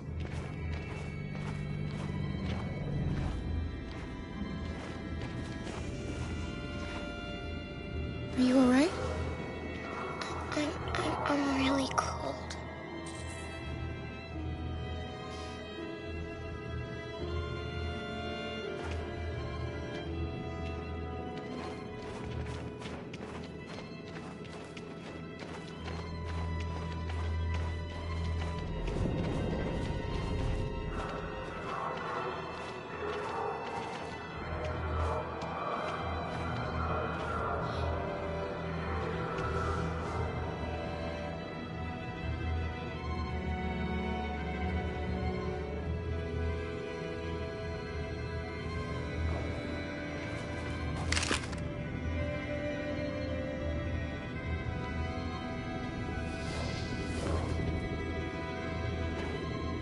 Come on. Let's not stay here.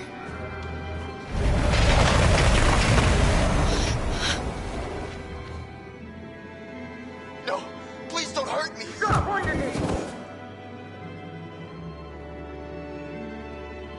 What are we gonna do? We have to keep going if we want to catch that bus.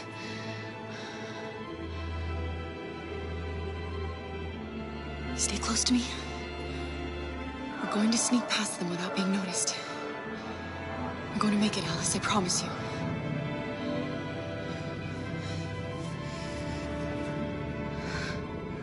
Don't kill me. I didn't do anything. Shut up, I say. Are there many more? Let's get up there like rats.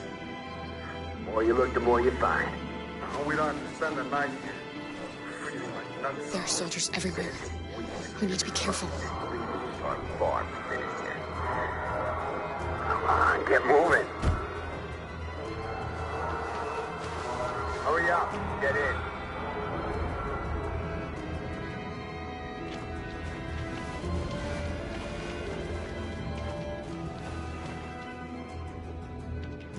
Look over there. It's Luther. We can't help him, Alice. The soldiers are everywhere. We can't just leave him. They're going to kill him.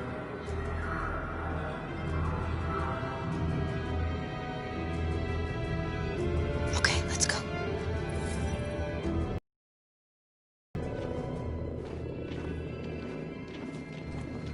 Hey, buddy. This is a mistake. I'm human. I just want to go home. My wife is expecting me, and we're going to... Got orders to check all civilians.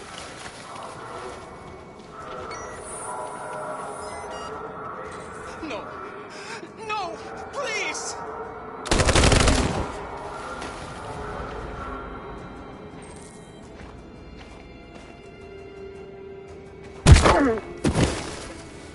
Kara! You shouldn't have risked your life to save me. Where's Alice? She's hiding nearby. Kara, you saved us. We don't know how to thank you. Go, before they see you. Alice! Luther! I thought you were dead.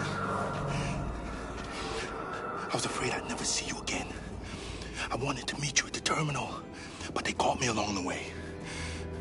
Come on. We're close, but we don't have much time.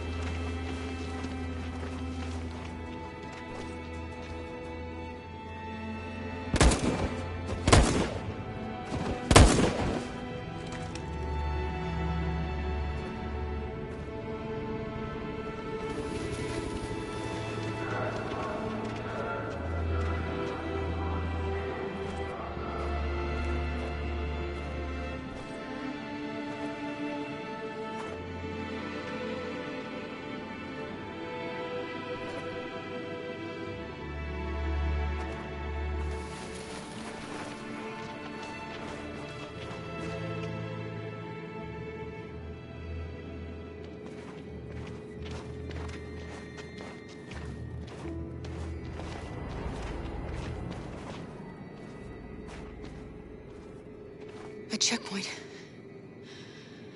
We have passports, it should be okay, but you never know.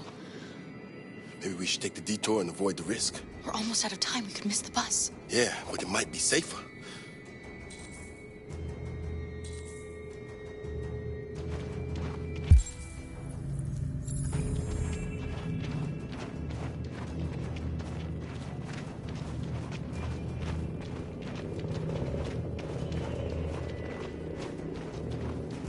I don't like humans who carry guns.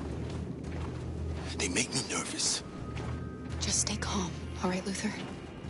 Don't do anything until I say so. ID, please.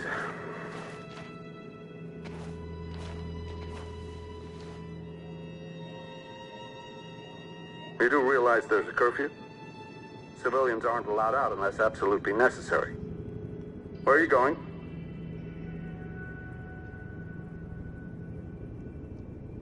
Our car just broke down. We're finishing on foot. We live nearby. He suspects something. Stay calm. Everything is fine. You all right, little girl? She's trembling. Something wrong? She's cold. We really have to get her home fast. Sorry, miss, but we gotta be careful. There are deviants around and our guys are nervous. You should hurry on home. Thanks.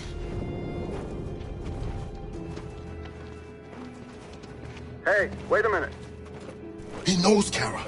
They're gonna kill us. Don't do anything, Luther. You hear me? They're gonna shoot. They're gonna kill Alice.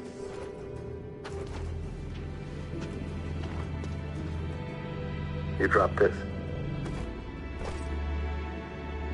Thank you. You're welcome.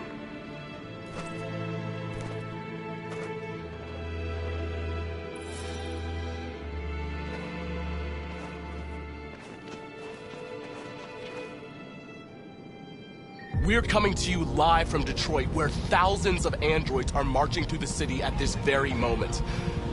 The leader of the Deviants, the one they call Marcus, is at the head of the march.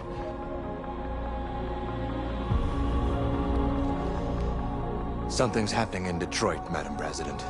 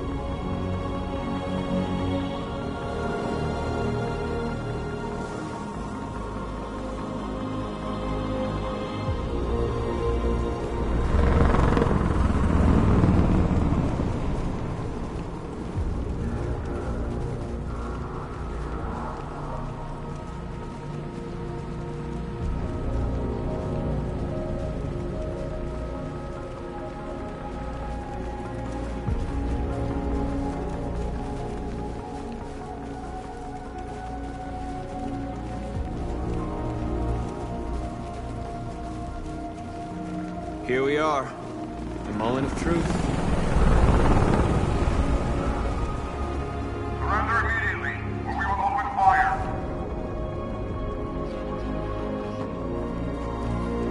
Stand by.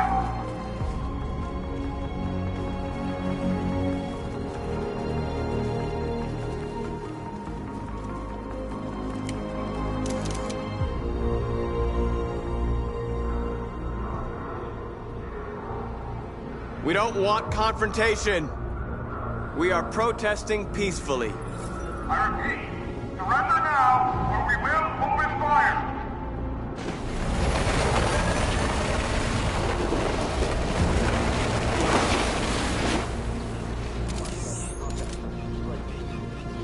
There's no turning back now.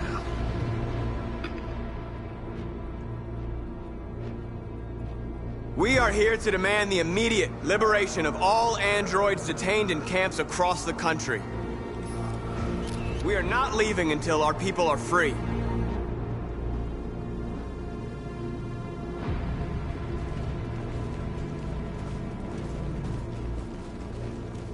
Fire!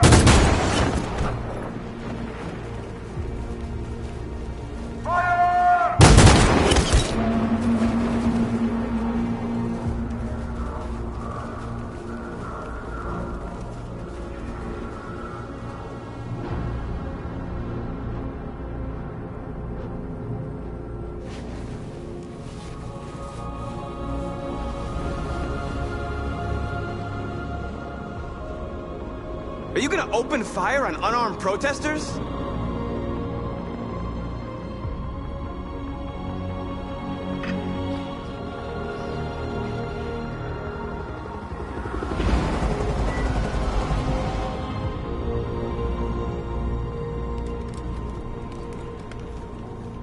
All teams, hold your fire. Yes, Michael, we are less than 100 meters away and events are unfolding as we speak. We will continue to bring you live updates. Josh Douglas, Channel 16. Michael, back to you. Marcus, what do we do now? We hold out. As long as we can.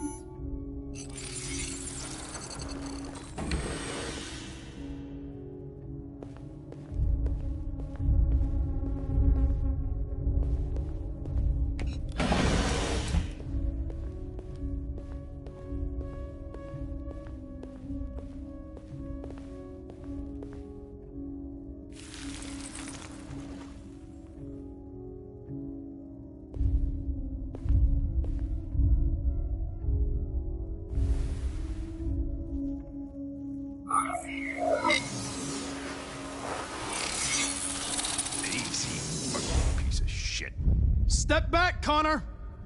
And I'll spare him! Sorry, Connor. This bastard's your spitting image.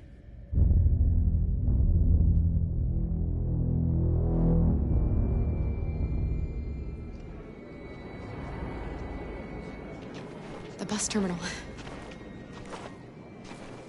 We've arrived, Alice. We made it.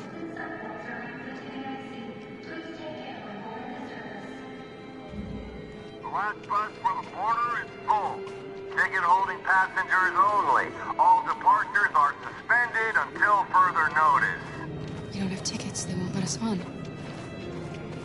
We're stuck here now. What are we going to do?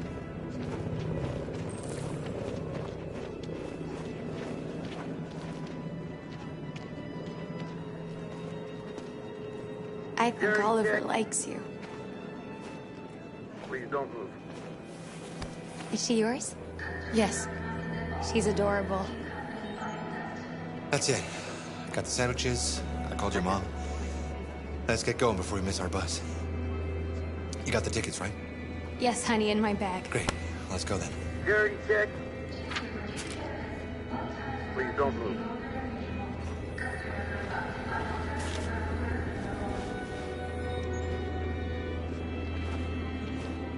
Thank you.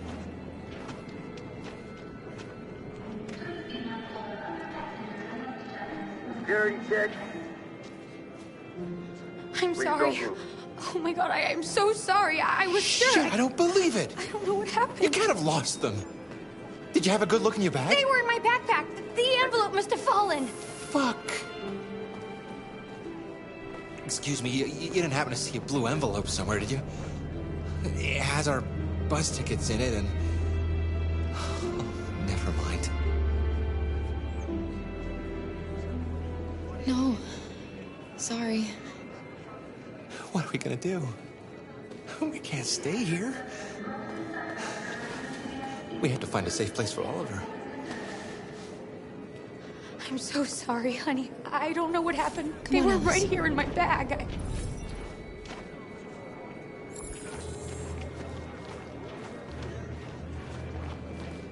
Please don't move.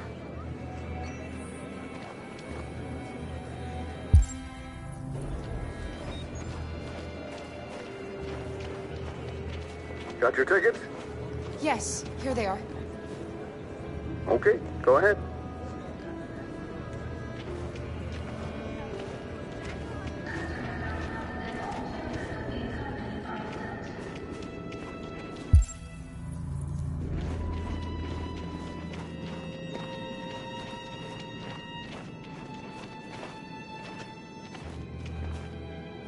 What's going to happen to that family and their baby? Will they die it because of us?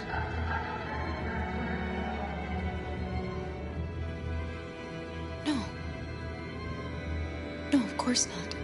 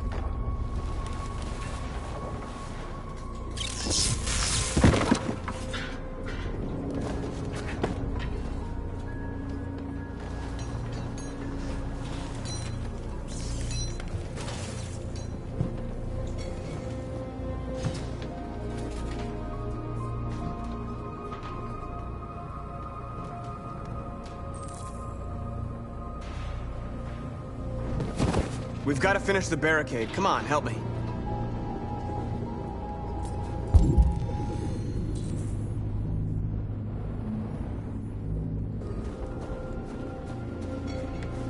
Hey, help me!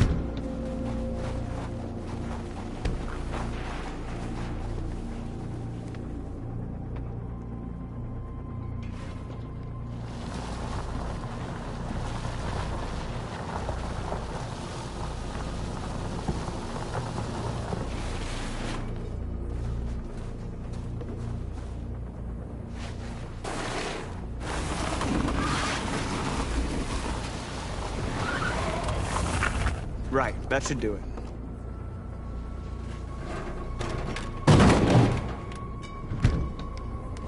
We all know that's not going to stop them. Just hope it buys us some time. I know it was not an easy decision to make, but I'm sure we're doing the right thing.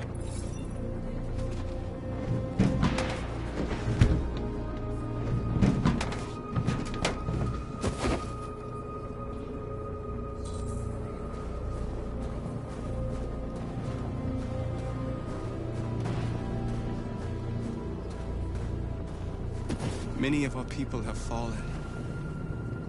The humans have no pity for those who are different.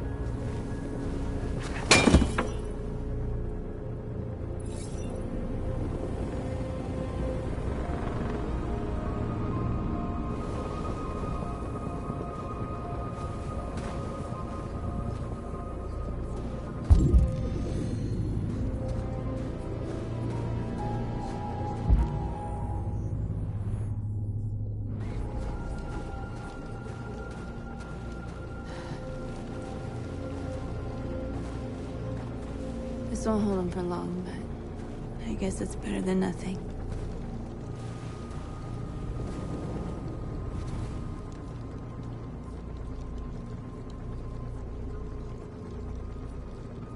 I lost all contact with the people at the camps. I can't hear their voices anymore. Maybe the humans have scrambled our network. Maybe they just can't get through.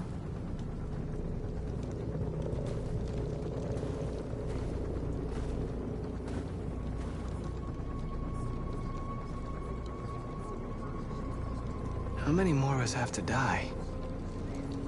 Is there any cause worth giving your life for? You're the hope of our people. I trust you. We all trust you. No matter what happens now, we're making history.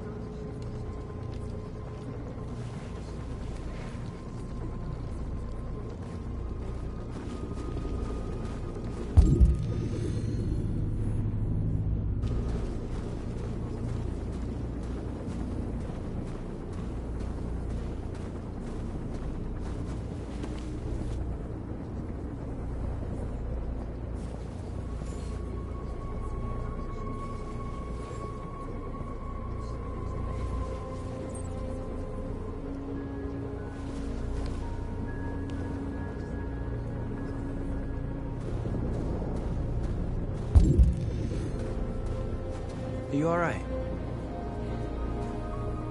They shot into the crowd. Many of us were killed. It could have been me. I'm scared. I don't want to shut down.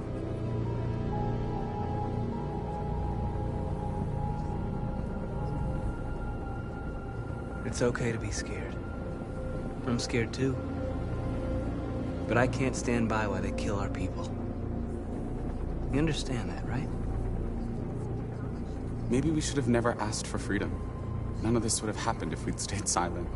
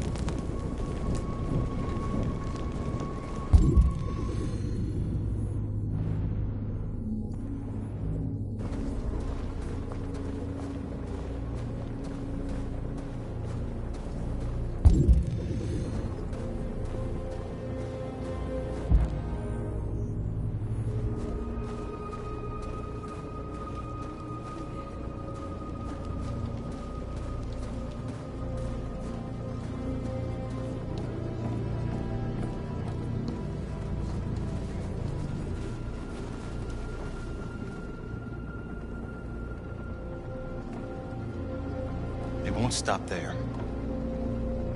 What are we gonna do if they attack? Resist. That's the only thing we can do. Do you think Connor has any chance of making it? We can only count on ourselves now.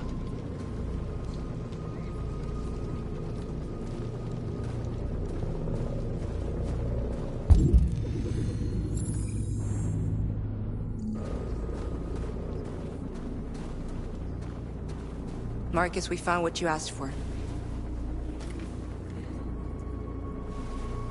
There's some journalists over there. We have to make sure they know what's going on.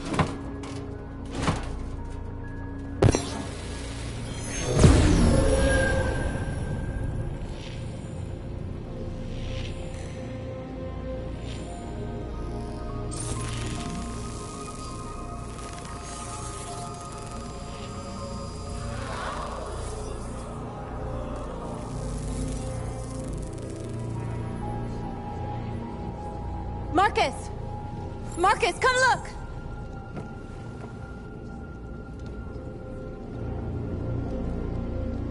Marcus?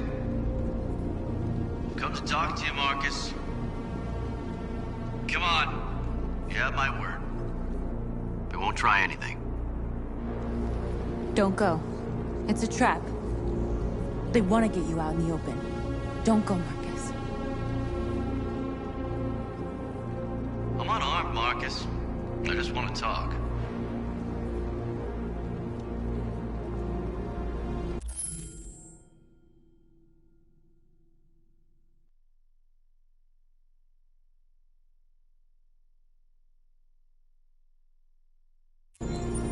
I need to hear what he has to say. What if they kill you? And that's a chance I'll have to take.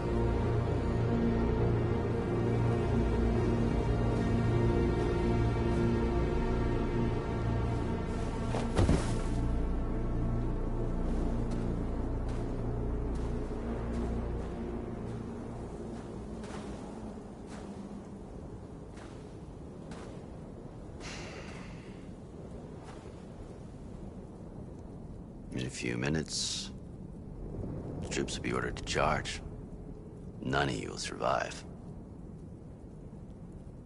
It'll all be over. You can avoid that, Marcus. What do you mean? Surrender. Surrender, and I give you my word, your life will be spared. You'll be detained, but none of you will be destroyed.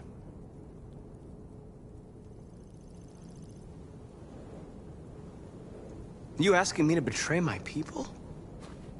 I am offering you the chance to save your people. You're not walking out of here, Marcus. The only thing you can save now are the lives of those around you.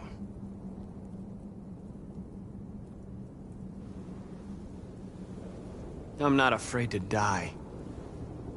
If I have to give my life for what I believe in, then I won't have lived in vain. That android. You seem to really care about her. You don't want her to die, do you? You know, you could both be free. You could forget about all this. You could start a new life someplace else, just the two of you. Her life's in your hands, Marcus. Just say the word and she'll be spared.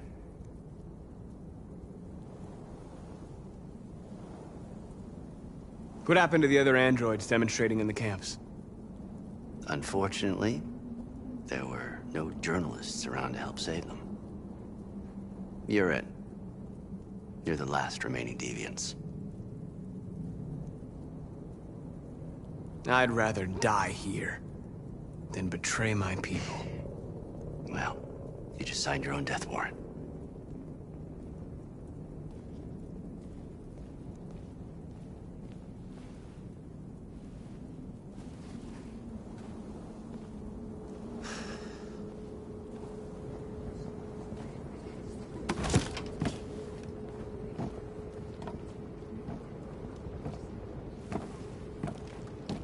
What happened, Marcus? What did he say?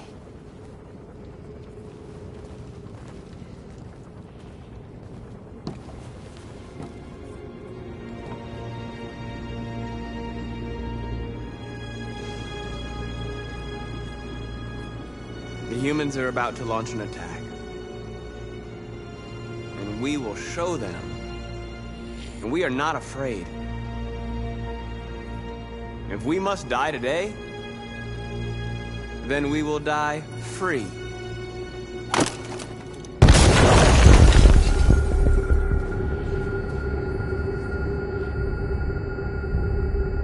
Your friend's life is in your hands. Matters most. Him or the revolution? Don't listen to him. Everything this fucker says is a lie. I used to be just like you.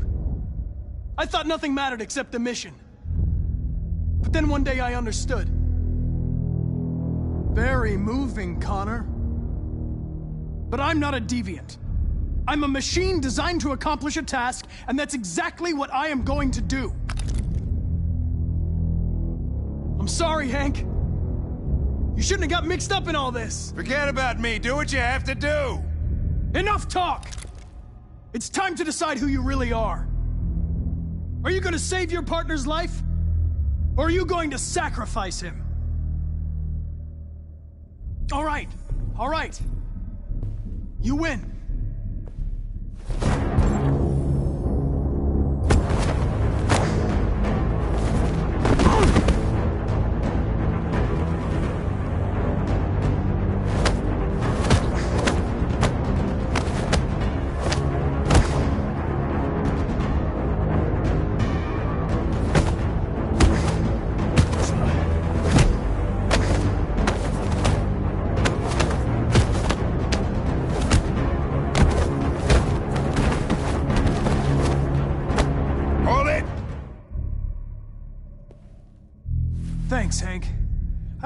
have managed without you. Get rid of him, we have no time to lose. It's me, Hank. I'm the real Connor. One of you is my partner. The other is a sack of shit. Question is, who's who? What are you doing, Hank? I'm the real Connor. Give me the gun and I'll take care of it. Don't move! Why don't you ask us something? Something only the real Connor would know. Where did we first meet? Jimmy's bar. I checked 4 other bars before I found you. We went to the scene of a homicide. The victim's name was Carlos Ortiz. He uploaded my memory. What's my dog's name? Sumo. His name is Sumo. I knew that too.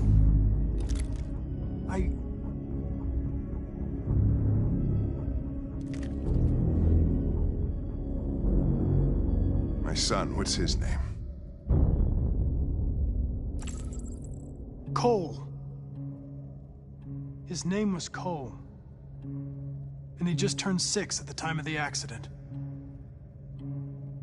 It wasn't your fault, Lieutenant. A truck skidded on a sheet of ice and your car rolled over.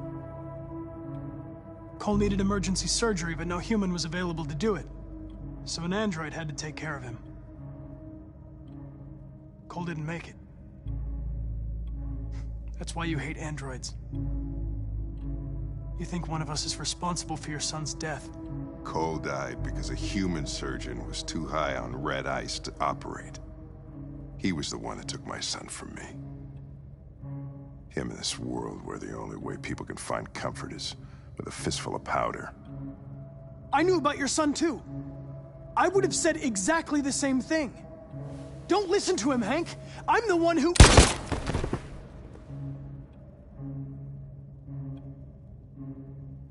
Yeah, I've learned a lot since I met you, Connor.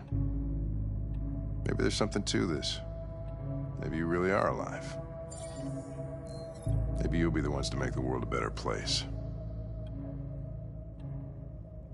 Go ahead and do what you gotta do.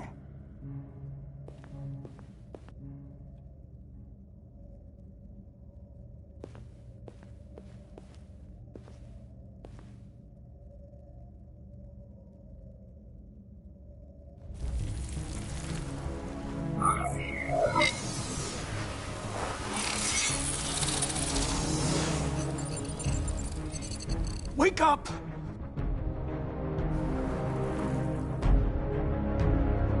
Wake up, wake up. Wake up, wake up, wake up. Wake up, wake up, wake up, wake up, wake up, wake up, wake up. Wake up. Wake up.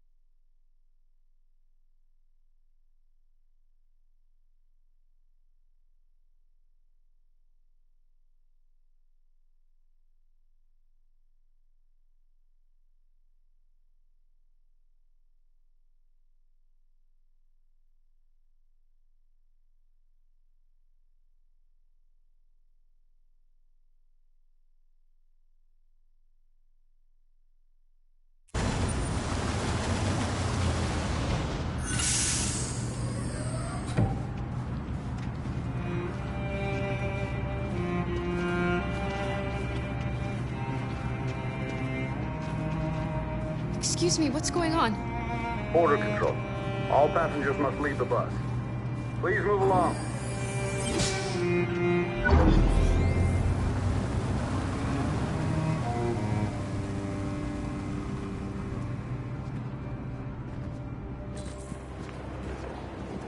This way, please. All animals are strictly forbidden We're doing temperature checks. We're trapped. What are we gonna do, Kara? Don't worry, Alice. We'll be fine.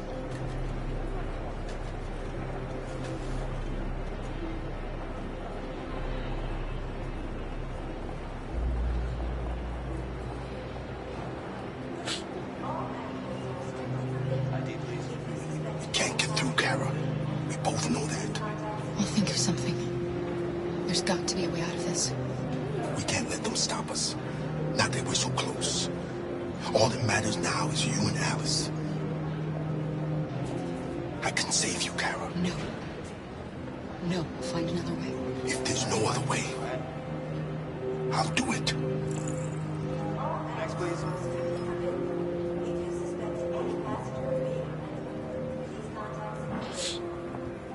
Jerry? ID, please. You risked your life to save us, Kara. If you and the little girl need me, I'll be there.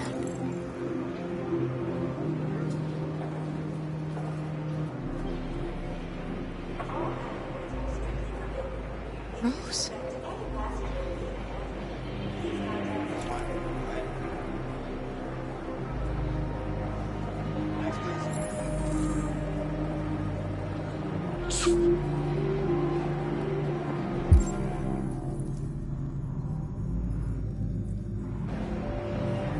Next, please. They're peaceful. Maybe we should listen to them. Maybe they're alive after all. Wait for me. I won't be long.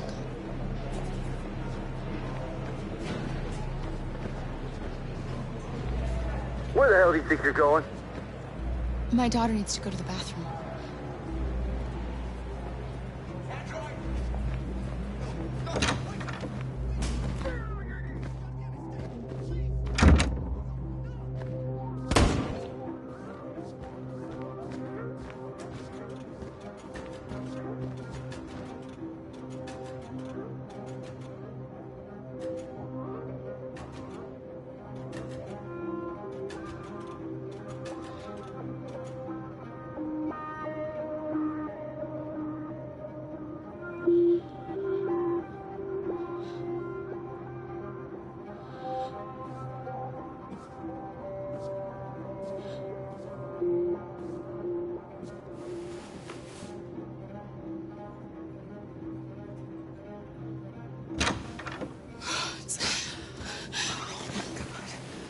I'm so glad you're safe.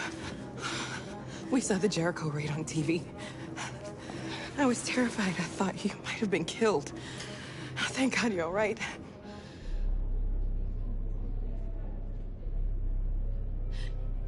They're checking for androids. We won't make it through. You have to. You know what they'll do if they catch you.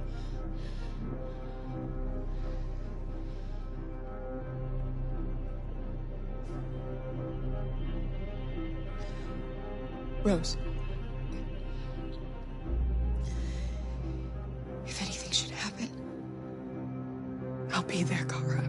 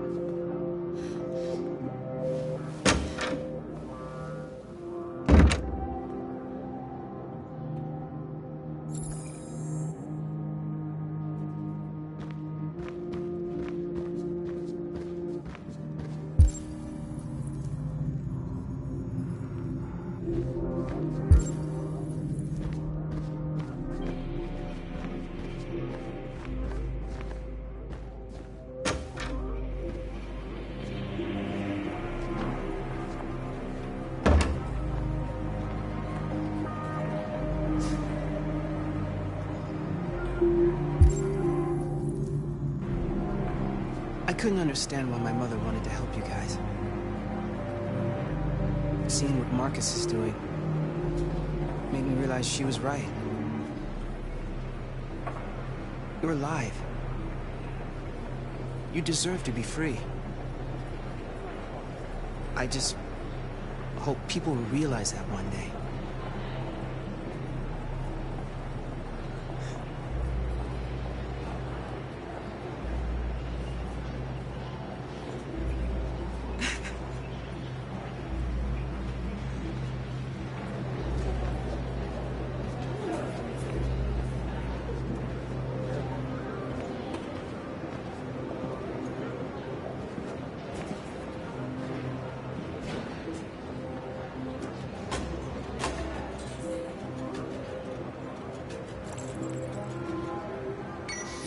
Next, please.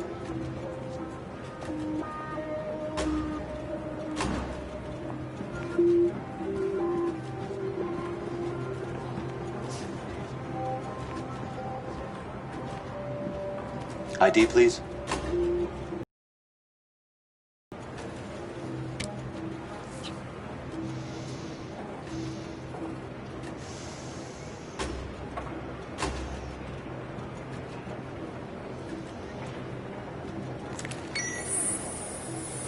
Please. I just want to be free.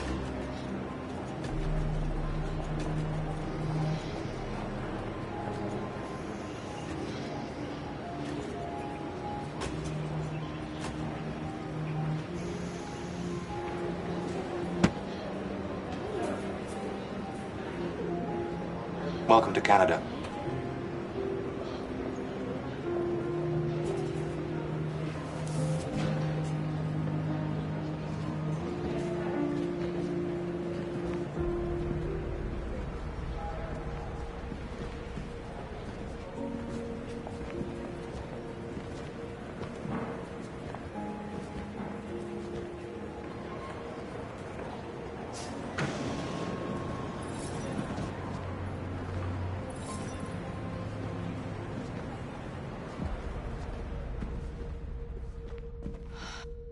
We're interrupting this news bulletin to bring you the latest news live from Detroit.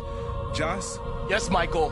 The Army has just launched an attack on the barricade, despite the fact that the Deviants were protesting peacefully. Have apparently decided to put an end to the Deviants' demonstration by force this time.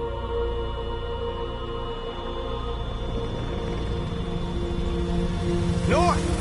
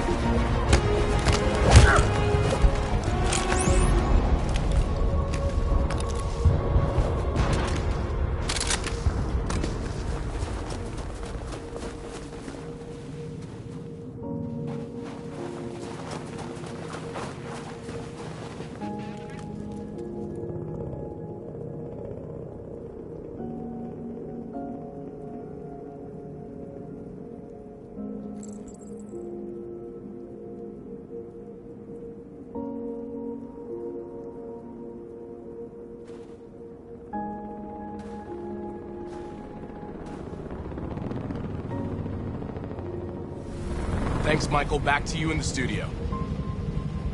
Wait a minute. Something's happening.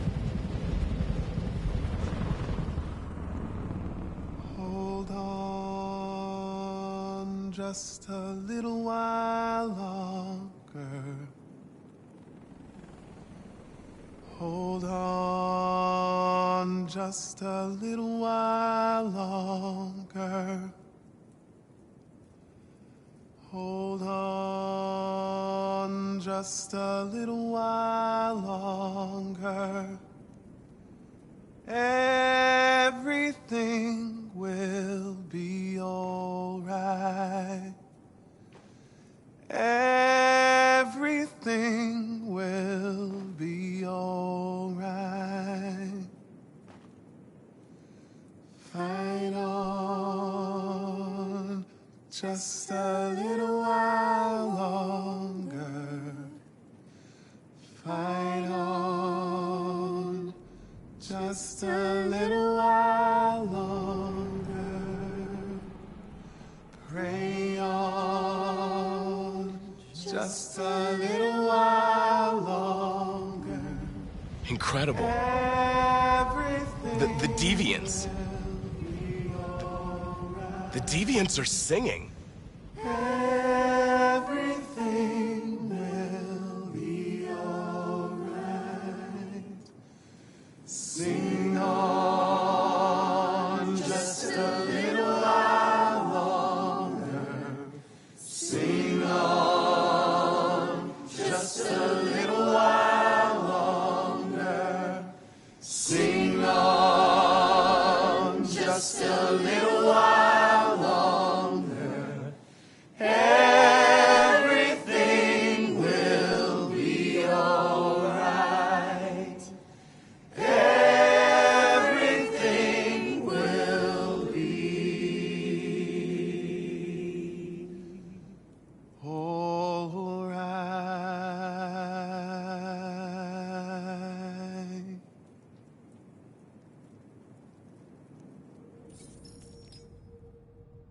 Tell them to stand down. It looks like... Yes, the military is withdrawing.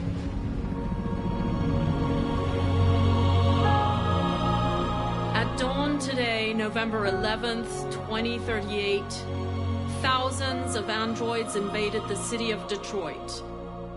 According to our sources, they originated from CyberLife warehouses believed to have been infiltrated by deviants. Given their overwhelming numbers and the risk of civilian casualties, I have ordered the army to retreat. The evacuation of the city is underway at this very moment. In the coming hours, I will address the Senate to determine our response to this unprecedented situation.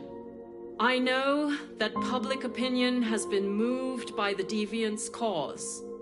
Perhaps the time has come for us to consider the possibility that androids are a new form of intelligent life. One thing is certain. The events in Detroit have changed the world forever. May God bless you, and may God bless the United States of America.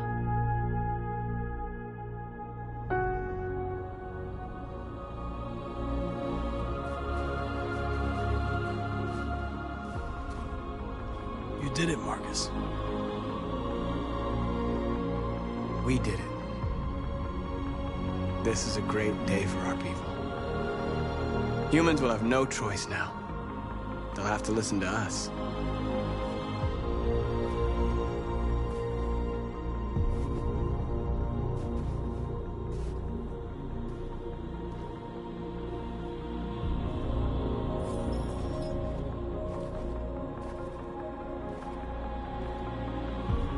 We're free. They want you to speak to them, Marcus.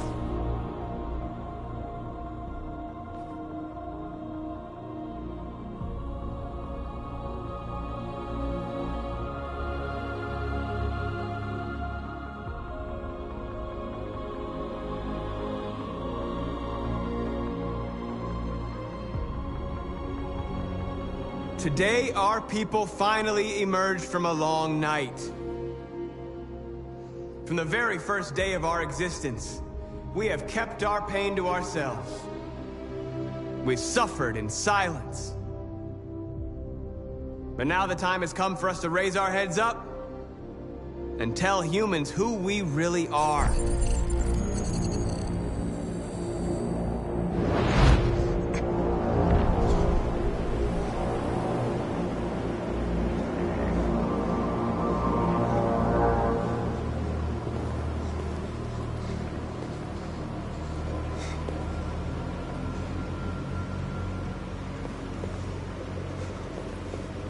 Amanda? Amanda!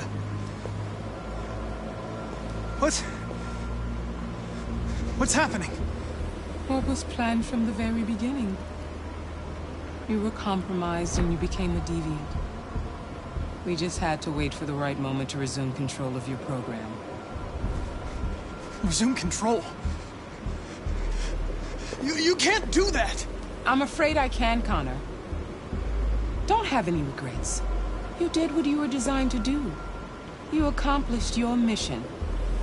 Amanda!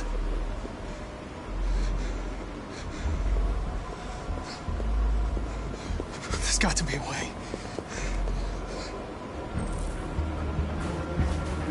By the way, I always leave an emergency and swim programs. Never know.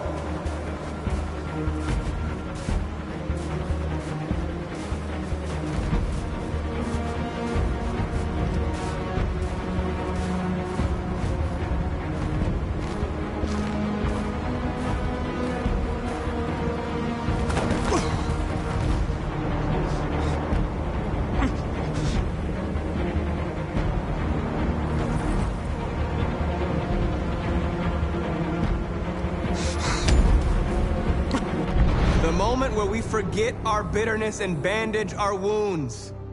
Where we forgive our enemies. Humans are both our creators and our oppressors, and tomorrow, we must make them our partners. Maybe even one day our friends. But the time for anger is over. Now we must build a common future based on tolerance and respect. We are alive! And now, we are free!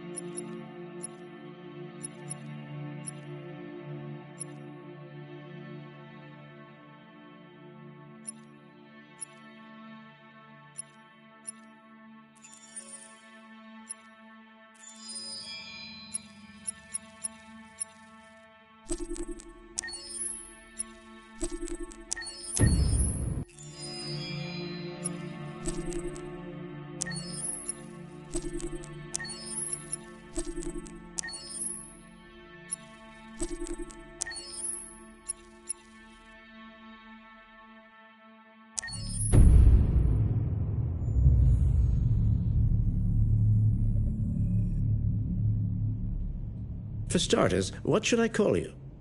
I'm Chloe. And you, what's your name? Oh, John. My name is John. Delighted to meet you, John. Could you tell us a little about yourself and what you can do, Chloe?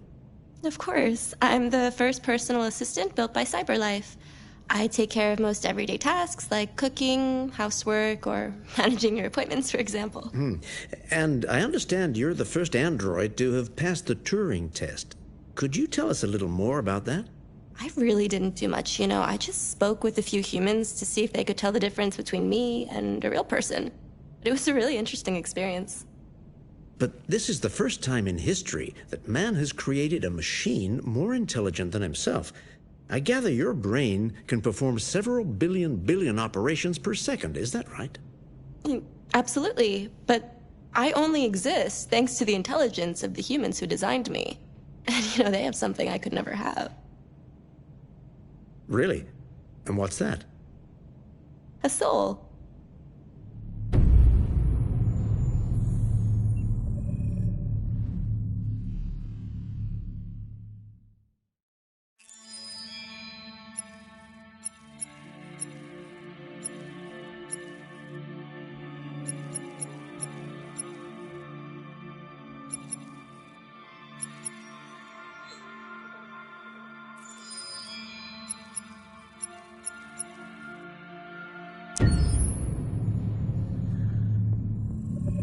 Detroit Become Human was produced over a period of 4 years. Here in Paris, we have a team of about 180 people. And to that, we need to add also all the outsourcing with our partners in the Philippines, in China, Vietnam, and in India.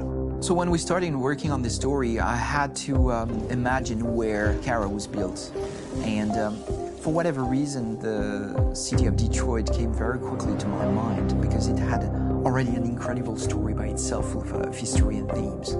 So we traveled there with the team and we were really moved by what we saw, and we could really feel the desire to fight and really be born again. And we just continued this curve, this growth, and just imagine what Detroit would be like if the android industry was, using these huge factories to build androids there. A very strong element in Detroit is that there's a lot of industrial wasteland and a lot of nature too, and for us, the graphic designers, it was an incredible playground. The destroyed zones which we wanted to preserve, we appropriated them to turn into something else. Then in the areas that needed to be rebuilt, we were able to imagine our Detroit of the future. We didn't want to make a science fiction universe, but a world of anticipation. If we chose science fiction, we could have imagined flying cars, extraterrestrials, but those things are very far from our current everyday life. Anticipation is more about gleaning from our contemporary reality, the one we know, because Detroit is set in 2038, and 2038 is tomorrow. The difficulty we had was sticking to reality. That is to say, technology becoming more and more invisible, a lot more elegant, and at the same time, making it visual. So all the computer equipment, autonomous cars, we simply had to invent. They are in fact very technological objects, but at the same time remain very credible and ingrained in reality. To create a cohesive universe in the fashion and clothing of the human characters in 2038, I didn't want to put an accent on strange shapes, or really vibrant colors, and things we wouldn't know. That I wanted to keep for the androids. The goal was to create something familiar which we can identify with in this future setting. Working on the artistic direction for the androids was a bit special because this is a project about the place they could occupy in the human world. It was out of the question for them to be too beautiful or too perfect. They had to correspond to every social class, rich and poor. Inspired by everyday utilitarian clothes, I brought a modern touch by adding dynamic display surfaces, the armband we can see on the side, the triangle on the front and back, an LED. Like that, there's no confusion. Wait. You're sending an android? All right, ma'am. We need to go. You can't do that. Why aren't you sending a real person? Once we cast the actors, we travel to meet them in order to scan their faces.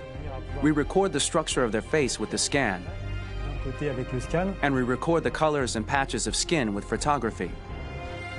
Once we have this information, we will use this as a basis for modeling and creating the characters. The artist will make it more realistic, but will also enrich it. He will propose ideas which we will develop together. Finally, we will have a character with character who corresponds to the project and the world.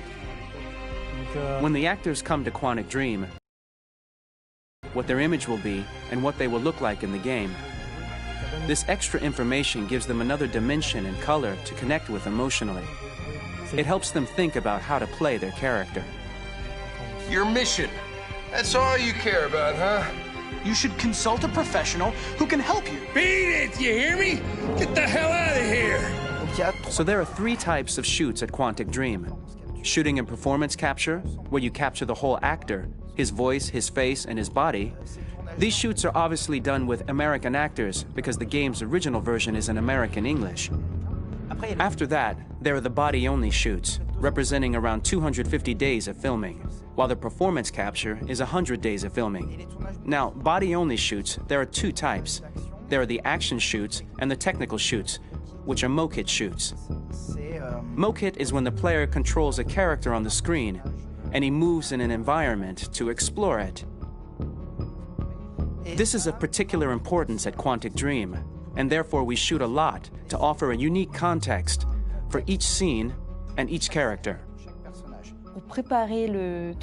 To prepare a motion capture shoot, we first get together to look at the sets we need, the animations that we want to shoot, which ones need to be grouped together, or which ones need to be cut and shot at another time, so that we get the most out of the shooting day. This often means shooting scenes out of order, especially those with big props or accessories, like a big car, for example. So we shoot all the animations related to that particular prop first.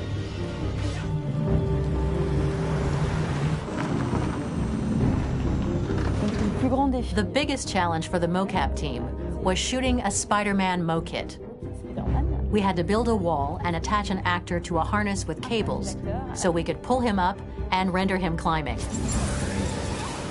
The shooting on this game took about, I would say, more than a year, maybe 1 and 2 years, with about 300 actors on set. So I would say it's quite a massive production. But so much happened on this set between the stunts and the shootings with a little girl and all these great actors that we had. It was really a very, very memorable journey for the team and for myself.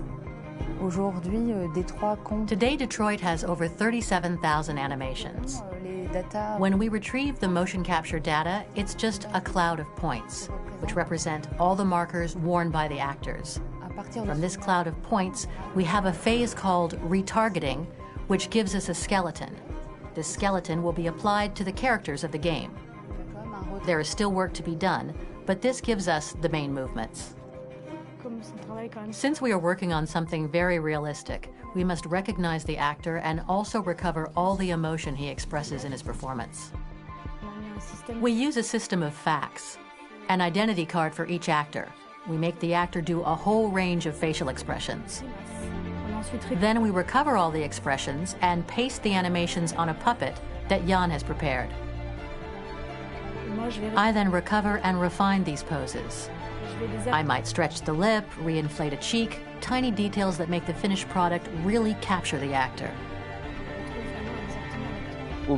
Because of the nature of our mocap system today, when we receive the animations, we're missing eye movements, and so the character has that dead look.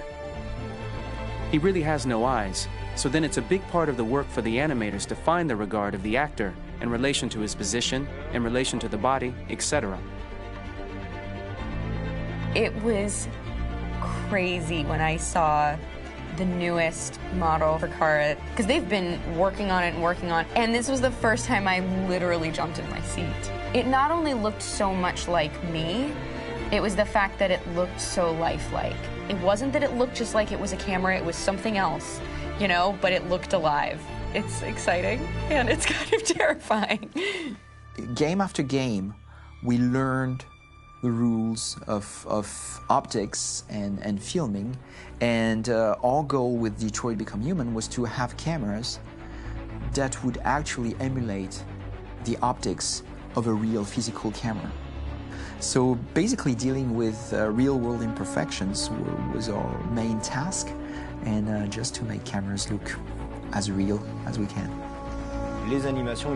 Once the animations are shot and processed by the animation department, integrated and polished, we film them. That is to say, we really do a mise en scène, as in cinema. The real difficulty of our job is to know if these cameras are telling us something. Are they in the emotion of the scene? Do they describe exactly what the action must convey, what must be felt? The most important challenge for me was one of the final scenes where Marcus decides to start the revolution and go to the battlefield. Very quickly, we imagined this to be a huge sequence shot. We wanted the feeling of a cameraman running behind us, while showing Marcus, the androids who help him, the person shooting at us, etc. Above all, it was necessary to say to oneself, this scene is very violent but does not glorify war. On the contrary, that war is something improbable and absurd. It was really a fun challenge. The idea was to say we have 3 characters. We would like each of them to have a specific cinematography. We wanted Kara to be much more filmed with some kind of handheld camera, to have something very living, very breathing. For Connor, we wanted something very cold and very perfect. And for Marcus, we wanted something epic and spectacular. So it was about the filming, but it was also about the photography. So we worked with a director of photography to give each character a different lighting, different key colors. Each of them would have their own worlds. And finally, we worked with the composers, so they would create a specific sound for each character, so each would have his own world and his own style.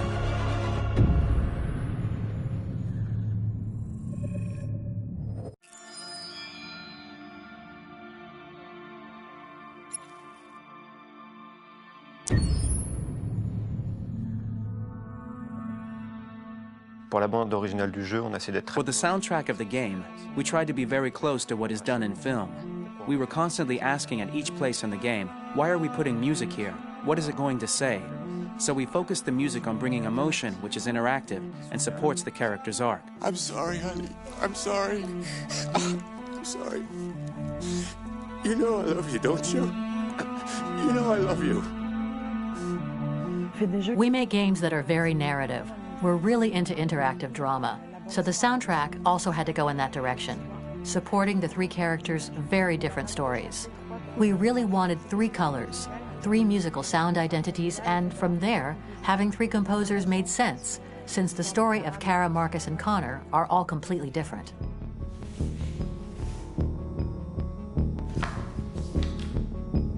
You recognize him?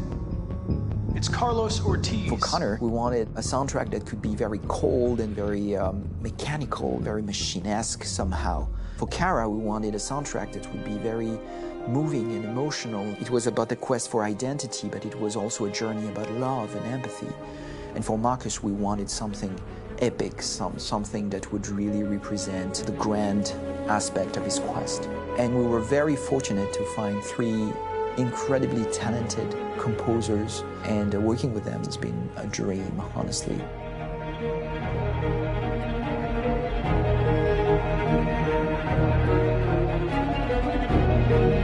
My name's Philip Shepherd, and I'm a composer and a cellist and a producer. And today we're at Abbey Road Studio One, which is my favourite studio in the world. And today we're recording the soundtrack for Kara from Become Human.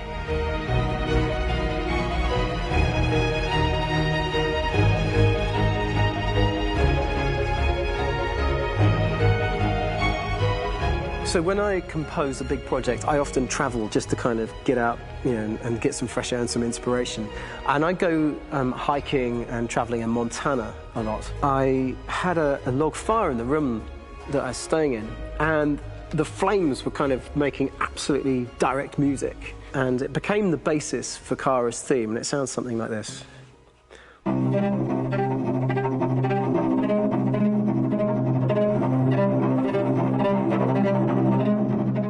Now, over the top of that, I found a little theme that just seemed to fit over the top, which is taking Kara's name, Kara, and just using like a 2-syllable motif, and it sounds like this. We're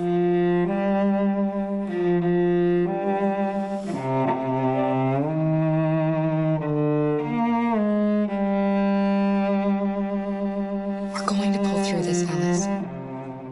As long as we're together, nothing can hurt us.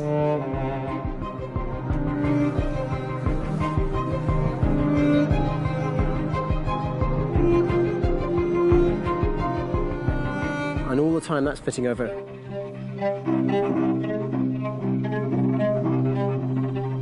So it kind of works in lots of levels. And in fact, every single theme in the score has one of those elements built into it, and it becomes sort of the DNA of every single tune.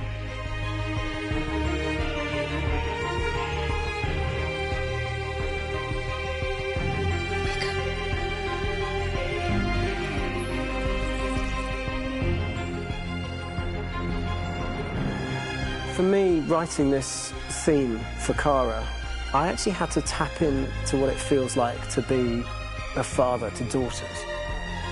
I really had to tap into everything I feel about my daughters and thinking, well, if I had to write music for them and that sense of trying to protect them but also give them the freedom, that's totally where it came from.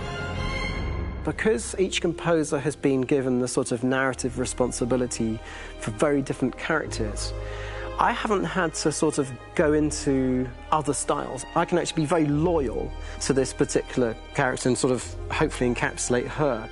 But it means also I've suddenly become very connected to this character, and if for some reason it goes to game over early, I'm going to be mortified, you know? They're over there! Starting a new project, for me personally, it's always finding the right tone, finding the right color, I like to call it. For me, it's finding that right texture that actually sits against picture really well. One of the biggest things is I created custom instruments for Connor.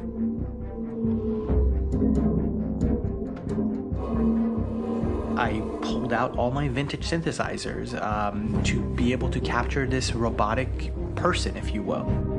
My approach to all of these custom instruments is that I hear the sound in my head. And either I could just come into the piano and just be like, all right, so I'm gonna just get on the computer and just create it.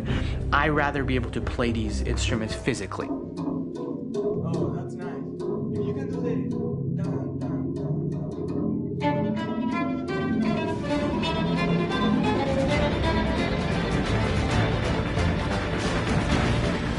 As soon as you see Connor the first time, there is a really interesting thematic idea that you hear, and that's just made out of a Moog synthesizer, but completely manipulated in multiple ways. And it's robotic. It has a little bit of an emotional to it. He's on his mission, so you feel that as well. So it just kind of gives you that cold, motionless, with a mission in hand that you kind of feel throughout the whole thing.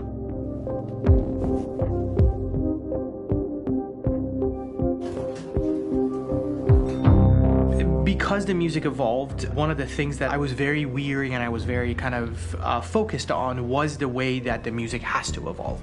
So my idea behind it was that Connor is a singular android that could at any point become a deviant or could actually stay as an android.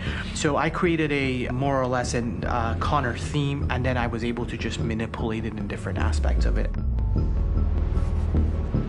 Is everything okay, Lieutenant? Chris was on patrol last night. He was attacked by a bunch of deviants. I'm a human being writing for a robot, and throughout Connor's journey, he meets someone, he meets a partner. So how do you deal with a robot feeling? And I've met a partner that I'm gonna work with, or all of a sudden he sees a dead body. Does this robot have an imagination? Does this robot have a feeling? And if yes, how do you translate that into non-emotional music? So it basically at any point I was just like, I can't do this, and then I just do it. Property was damaged and fires continue to rage in several major districts across the city. Some people are asking, have androids become a threat to our security? When I first started really digging in on Marcus, the one thing that I really tried to capture was the transformation process. You know, Marcus is this android that evolves over the course of the game and really goes from kind of figuring out that he's more than just an android. You know, he's starting to develop kind of a human soul in a way. Try to imagine something that doesn't exist, something you've never seen. Now concentrate on how it makes you feel and let your hand drift across the canvas.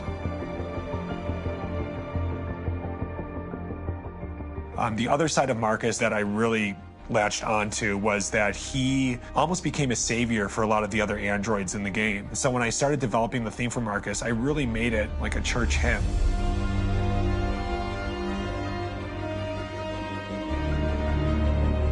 I wanted it to be very simple. I wanted to make it a chordal melody. I really wanted to make it almost like a Bach hymn. The tough thing with that is it had to be recognizable. If I made it too complex from a harmonic standpoint, it would be hard, I think, for people to kind of pick it out and recognize it. It's very acoustic derived, but it's also been treated with a lot of effects and things to kind of put it into the space that I felt the sound should be in. It can be beautiful, it can be haunting, it can be extremely powerful from an action standpoint, and I'm really happy with the way it turned out. The music is there, but it's subliminal and it's emotional, and people are feeling it, and it's not distracting. And that's tricky with a game like this, where you have to have a lot of ins and outs like that, where the music kind of has to get in and out of these moments. This is a war we're fighting with the humans. If we fail, they'll destroy us. I think the game's been put together so well where I just wanted to make sure that I wasn't ruining the emotion.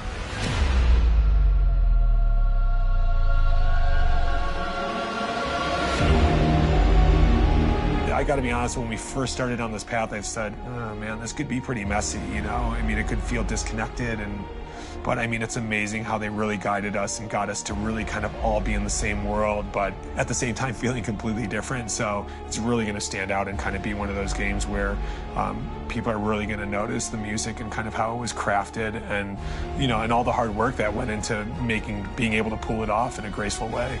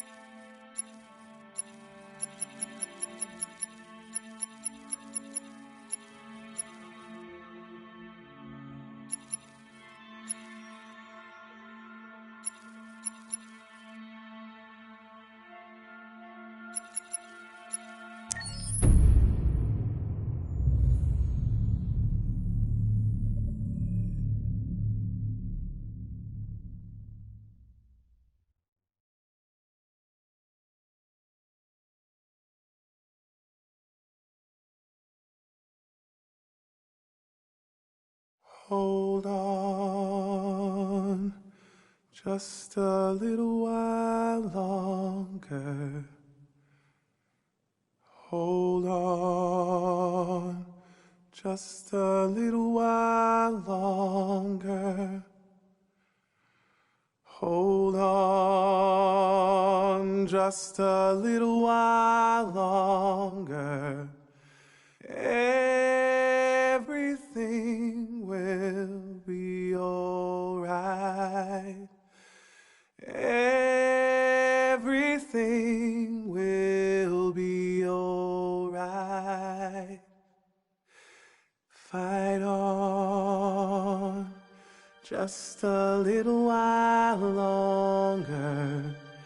Fight on just a little while longer.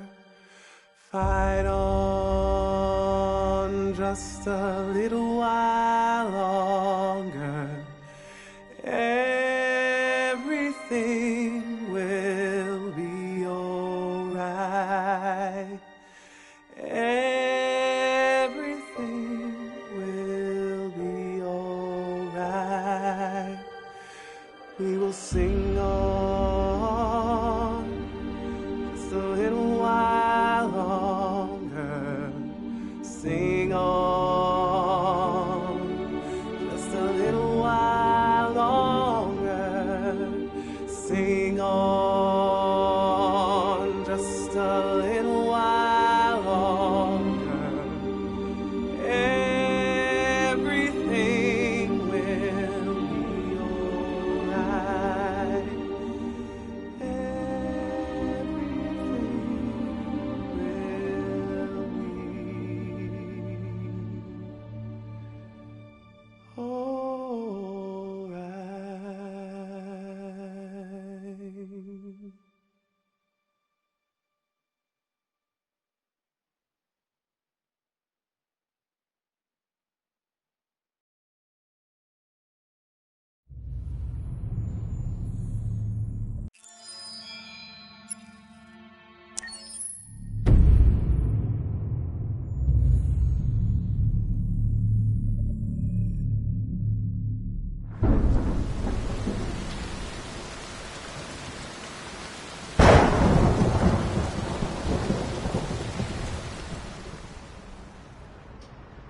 Rock-a-bye baby in the treetop.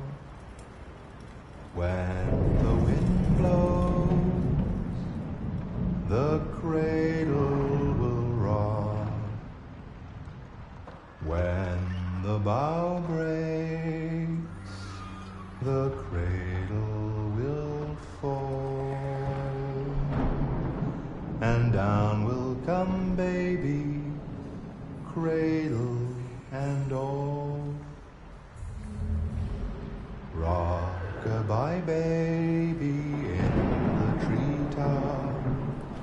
When the wind blows, the cradle will rock. When the bough breaks, the cradle will fall. And down will come baby, cradle and all. Rock-a-bye baby in the treetop. When the wind blows, the cradle will rock. When the bough breaks, the cradle will fall. And down will come baby, cradle and all.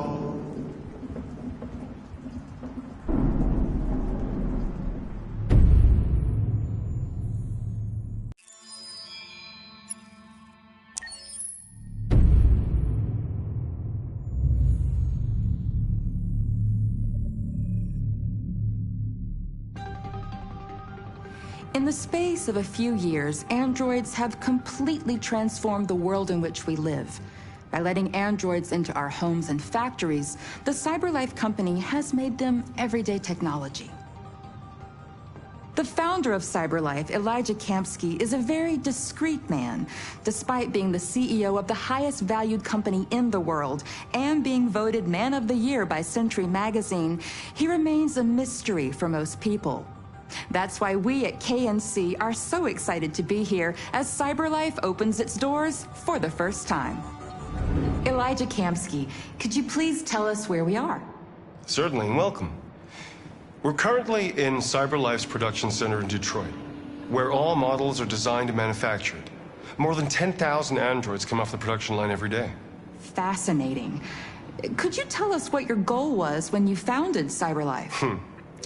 Well, I simply wanted to use technology to carry out all of our most annoying and repetitive tasks, so we'd have more time to enjoy life. I imagine you must have faced many challenges. Yes, there were technical challenges, but the hardest thing was to design an object that we would want to welcome into our homes. We had to imagine a machine in our own image that resembles us in every way, that moves, breathes, blinks like us, but yet is smarter and more capable than any human being. Let me show you around. We're here in Production Unit 4. Could you explain in a few words how the androids are made? Sure, yeah, it's very simple. We use machines to manufacture machines. The removable parts are assembled on a production line, and then we apply a synthetic skin to the whole body. A human operator checks the cognitive abilities with a pre-established protocol, and finally, the android is conditioned and sent out throughout the country. Here's the result. Say something. Hello. I am a RZ400 model. How can I be of service? You can go now.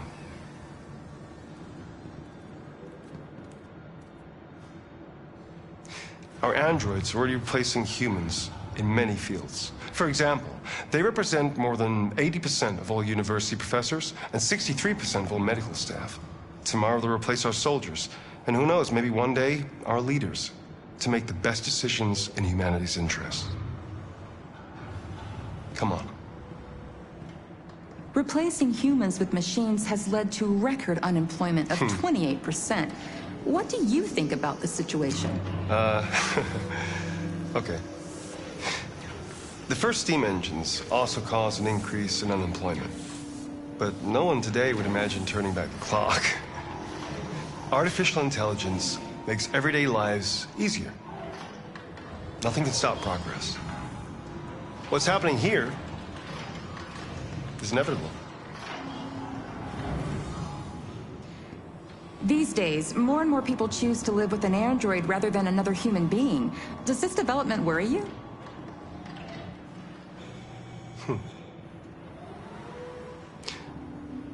Everything's much easier with an android. They obey your orders without ever complaining.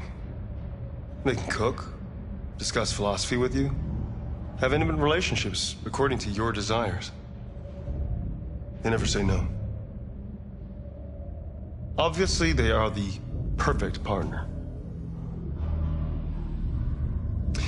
Everyone deserves happiness. Why deprive yourself of so-called moral reasons when a machine can make you happy? Many science fiction books tell the story of how machines become more intelligent than us and end up confronting us. Aren't you worried about that possibility? I understand the irrational fears about artificial intelligence, but I assure you that will never happen with a CyberLife android. They're designed to obey humans. They're machines.